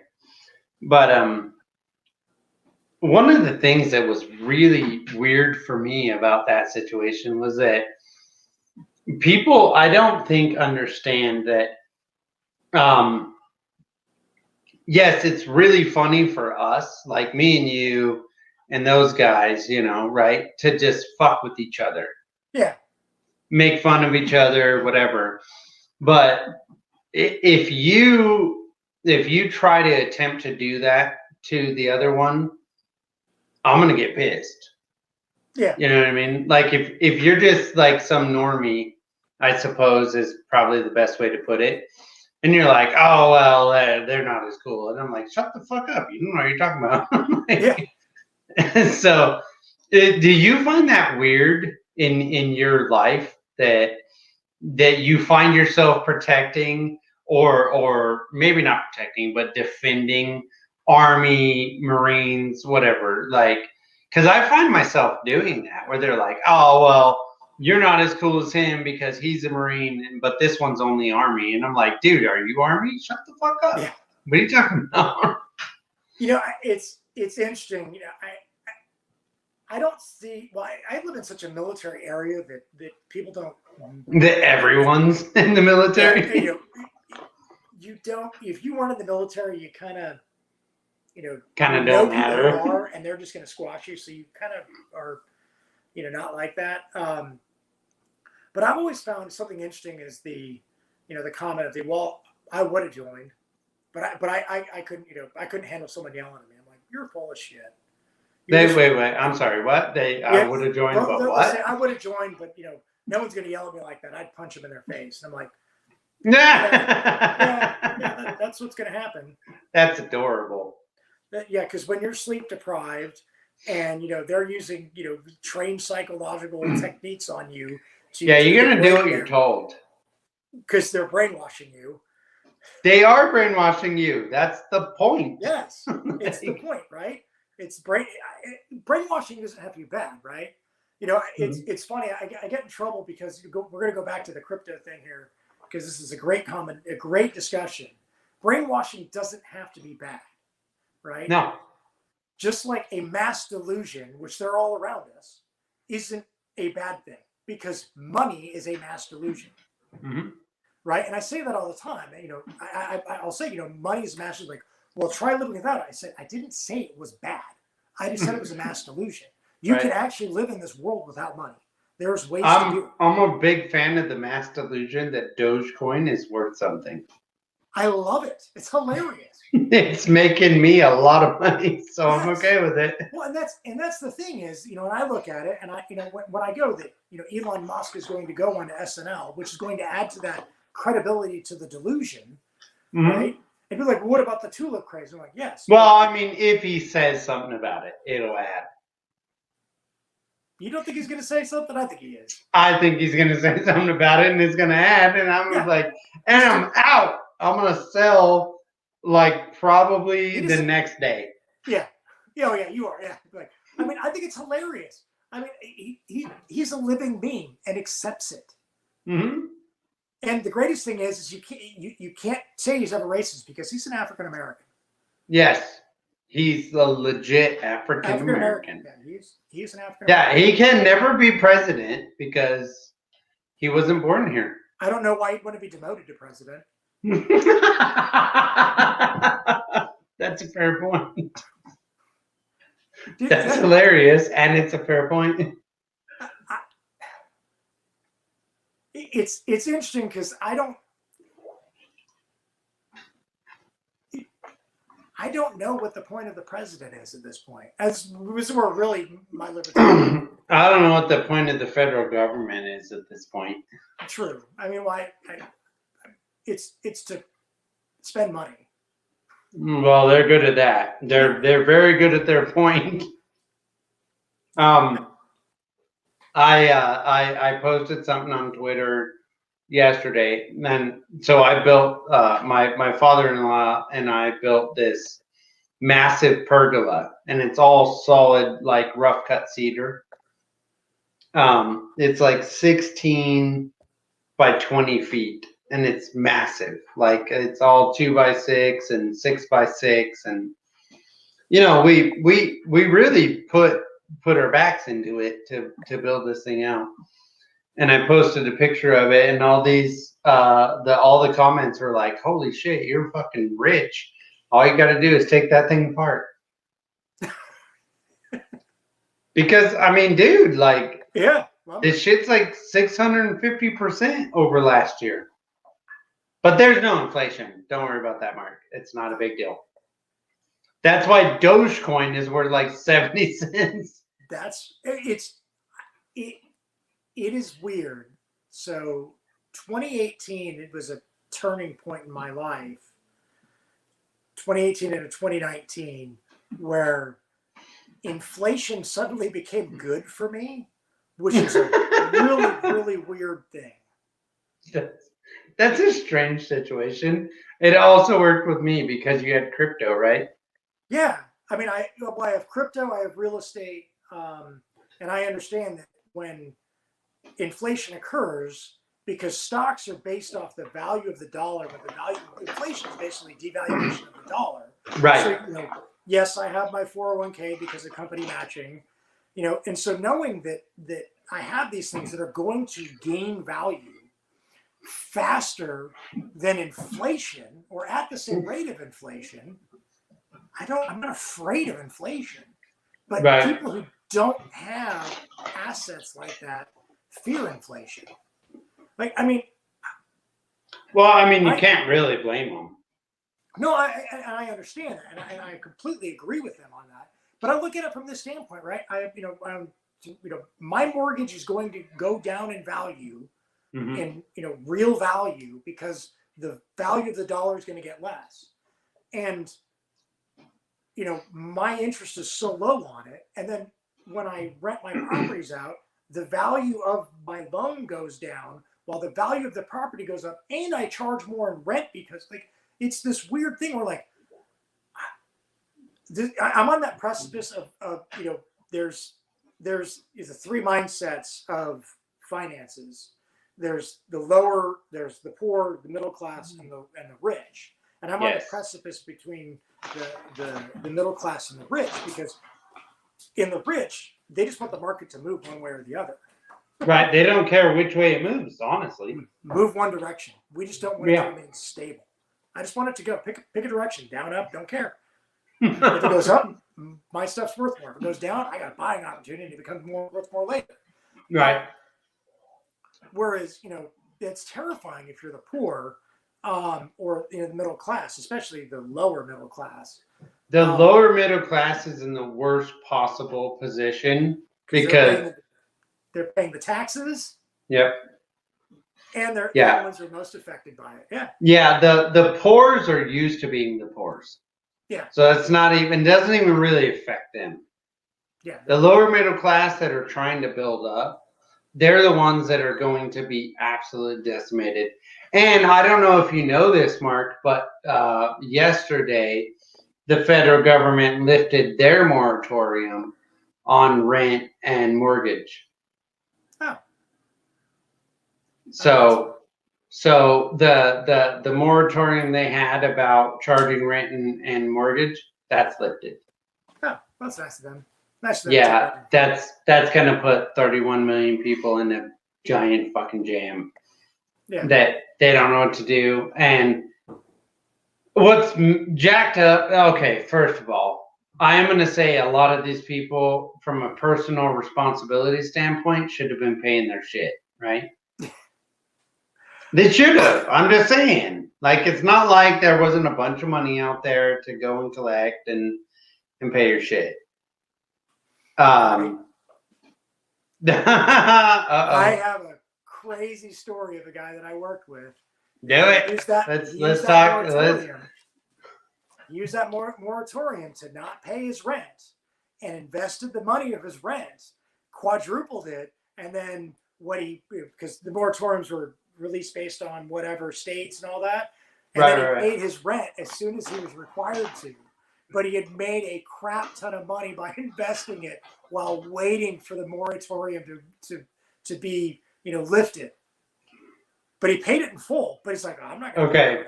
Okay, but that's one guy. Oh, no, I agree. It's this. How many people pulled that off? I'm going to guess not a lot. Yeah. So my outlook is I'm a little terrified about this situation because these people are going to lose. They're going to be like, they're going to get told, get out. You know what I mean? Yeah. So are we going to let 30 million people become homeless overnight? No, of course not. The government's not going to do that. Which means what? What does that mean? They're going to go, oh, we're going to have socialized housing or something. So fortunately, FDR proved that didn't work so well. Yeah, well, that's true. But it doesn't mean they won't try it again. It's not like they're not that smart. Yeah, they'll try it, and then what's going to happen is that they're going to take some tax loophole out that exists because of FDR's understanding that government's incompetence in housing, and they're going to get the living crap suit out of them. Because you can't just go and change a law on. It was interesting. Josh Lysek, I don't know if you know Josh or not, but he tweeted out saying that he went before a judge. And his attorney said that the only difference between the person that is going to win the case is who is willing to spend the money. Right. And to me, I saw that and I said, oh, that's war. Yeah. That's literally what it is. Yeah. Who's willing to jump in? Spend. Who's willing to put the resources into it. Right? Yeah. Yeah. I mean, now, maybe Joe Biden will take a page book out of Truman and just set them off and bomb them or something. But Compton's not needed. Yeah. I do have an interesting thing with the whole UBI thing. Okay. So, all right. And I say UBI, I never gets upset because it's not universal in my world. Is it's an option. And if you get $1 of money from the federal government, and so UBI would replace welfare, replace everything, right? Mm-hmm. So, if you are, hypothetically, I don't think that's the way it would work. Mark is dictator for a day that gets to decide how this works, and this is nice. Okay. Right. So I have to preface this by saying that I know this is not going to work, but if I could, I would use UBI from this standpoint. Is that if you get UBI in a calendar year, you don't get a vote. I'm a big fan of that. Right? And what that does is that, and anybody can get it, right? Mm-hmm. But you can't vote. And people are like, well, they're just going to, it's going to get larger and larger and larger. I said, no. I said, here's what's going to happen. Is that those that can vote are going to get sick and tired of paying it if it's too much, and they're going to vote to make it go down. Yeah. And then all those people go, wait a minute, I don't like this being. Instead of vote to make it go up, they'll vote to make it go down. They'll vote to make it go down. And all those people that aren't getting it, if they were getting it, right, because they were successful enough. But UBI gave them that extra to be really wealthy or to be feel more comfortable. Well, now it's gone to basically nothing. So they're going to come out of it. And then the people that are, the lower middle class, if you will, right, they're going to come out of it and go, all right, it's not worth it to not vote because voting is power. They're going to get back into power. They're going to drop it. They're going to vote it back in at a higher level and then drop their right to vote. So it's a self-regulating thing. I like it, man. I'm a big fan. I also am a big fan of, okay, well, technically, I don't think we should have voting at all because I think democracy is fucking retarded. You don't have any right to vote away my rights. Like, Yes. I think that's absolutely demonstrably evil, in my opinion. But that said, that is the program we have now. I like your plan. That if you can't prove you pick, I'm really leaning into this idea of what's that movie or book, I'm sorry, fuck, I can't remember what it's called, but it's like, service guarantees citizenship. Starship Troopers. Yes, thank you. Yeah. And so you do service and then you can vote. You know what I mean? Otherwise, bite me. I mean, voting is power and it's violence. Yeah. Right. It is the true definition of violence because you're voting to take something away from someone. Right. You are deciding. It is. And when you're making a law, you are basically stating that people with guns are going to enforce that law. So voting is absolutely violence. See, I knew Mark was a libertarian, 100%. Yeah, I'm a guy who I like to use the system and try to work within the system. Right. And I love the libertarian ideas and their ideals, but unfortunately, sometimes they get so caught up in being. And who's right and who's wrong? Yeah, purity of it, right? Yeah. And there's a purity test that causes the problem. And it's really the lack of compromise. It's like, I mean, I recognize that, that our system is designed around compromise. Now, there are certain amendments to our Constitution that I think are absolutely terrible. The one that required a direct vote of senators was stupid. 17th. Was that the 17th? I don't remember. Yeah. The direct vote of senators was absolutely stupid. Yeah, I know. I know the Constitution pretty well. Yeah, the 17th. Pretty shitty. The 26th Amendment, dumb. Yeah. Should have raised the voting age, not lowered it. Mm-hmm. Right? And the whole argument, well, if they can go to war and they can die, then they should be able to vote. Yeah, but they can't drink. So your argument's ridiculous. And then you even change it to the point they can't even smoke. Yeah, they can't drink, they can't smoke. I mean, there's 80,000 things they can't do. They can't freaking protest in the street like. Right. So I don't care. They're all lying. It's a damn joke. It's a lie. They don't care. So I've felt that honestly the requirement should be that you own land. And people go, well, that's Jim Crow laws. Well, that was the requirement back in the day. Yeah, back before Jim Crow was alive. Yeah.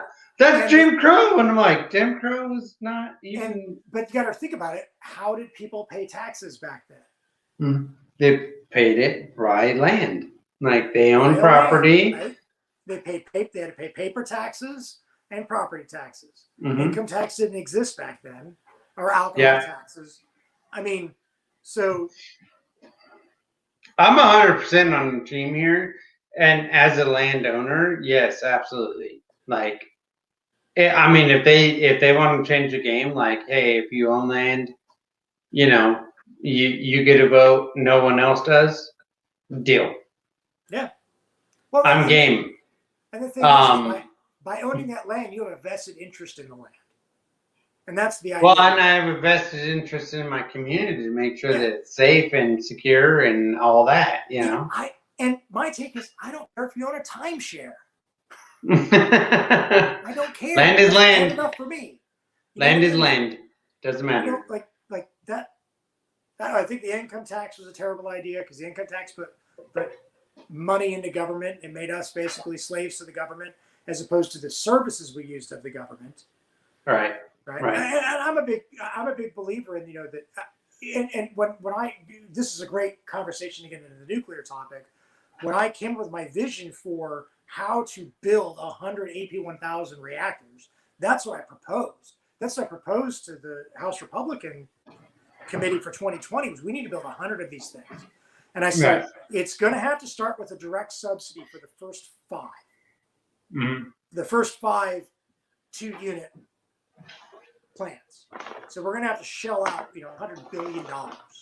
Mm-hmm.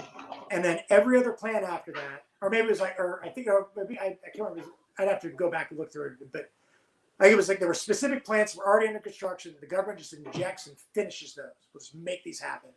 And then I said Turkey Point, which is licensed, building. And then I said 50% loan, 50% direct payment for this next group. And then everything after that are loans. And the loans are paid back with interest to the government to pay off the first stuff and then refund and then fund everything else, such that the cost of nuclear is everyone's complaint. It costs too much to build. It costs too much to build. The ratepayer has to pay it. The ratepayer has to pay it. But if you did it this way, we, the citizens, are paying for it, and then in the end are getting the money back. It goes back into it. It's building itself. Now, I also look at this because I understand math, and politicians don't. So, yeah.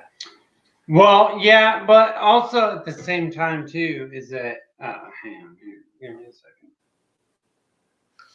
Oh, my wife's all pissy.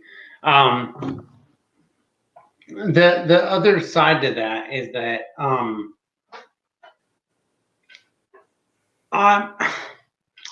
a big fan of if government wasn't involved at all, nuclear would already be winning. True. 100%, because they would have went, like, I understand, like, you and I have discussed before, like, how long does a CEO last, right? Yeah. 5, maybe 6 years, whatever. But at a certain point, the stockholders would go, well, yeah, but okay. This is long term. This is going to generate a lot of capital. One of the things that I would look at in this particular situation is that these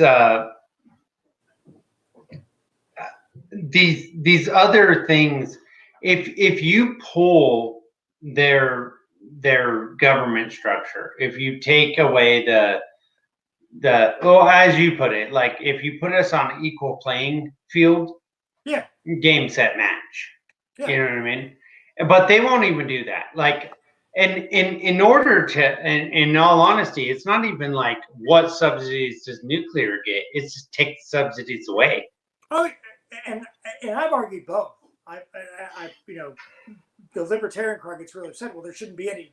Don't be adding subsidies. I said all I want is that wind and solar get subsidies, that nuclear gets subsidies. Right. If you want to take subsidies away, I'm fine with it. But what I don't want is the situation we're in now, which is where we're subsidizing oil, we're subsidizing gas, we're subsidizing wind and solar, and nuclear gets the moniker of subsidizing because the government reneged on a contract for nuclear waste and has to pay the utilities to store the nuclear waste they're obligated to pay. That's a subsidy because, the government is required to meet their contractual obligation and they violated a contract. Right?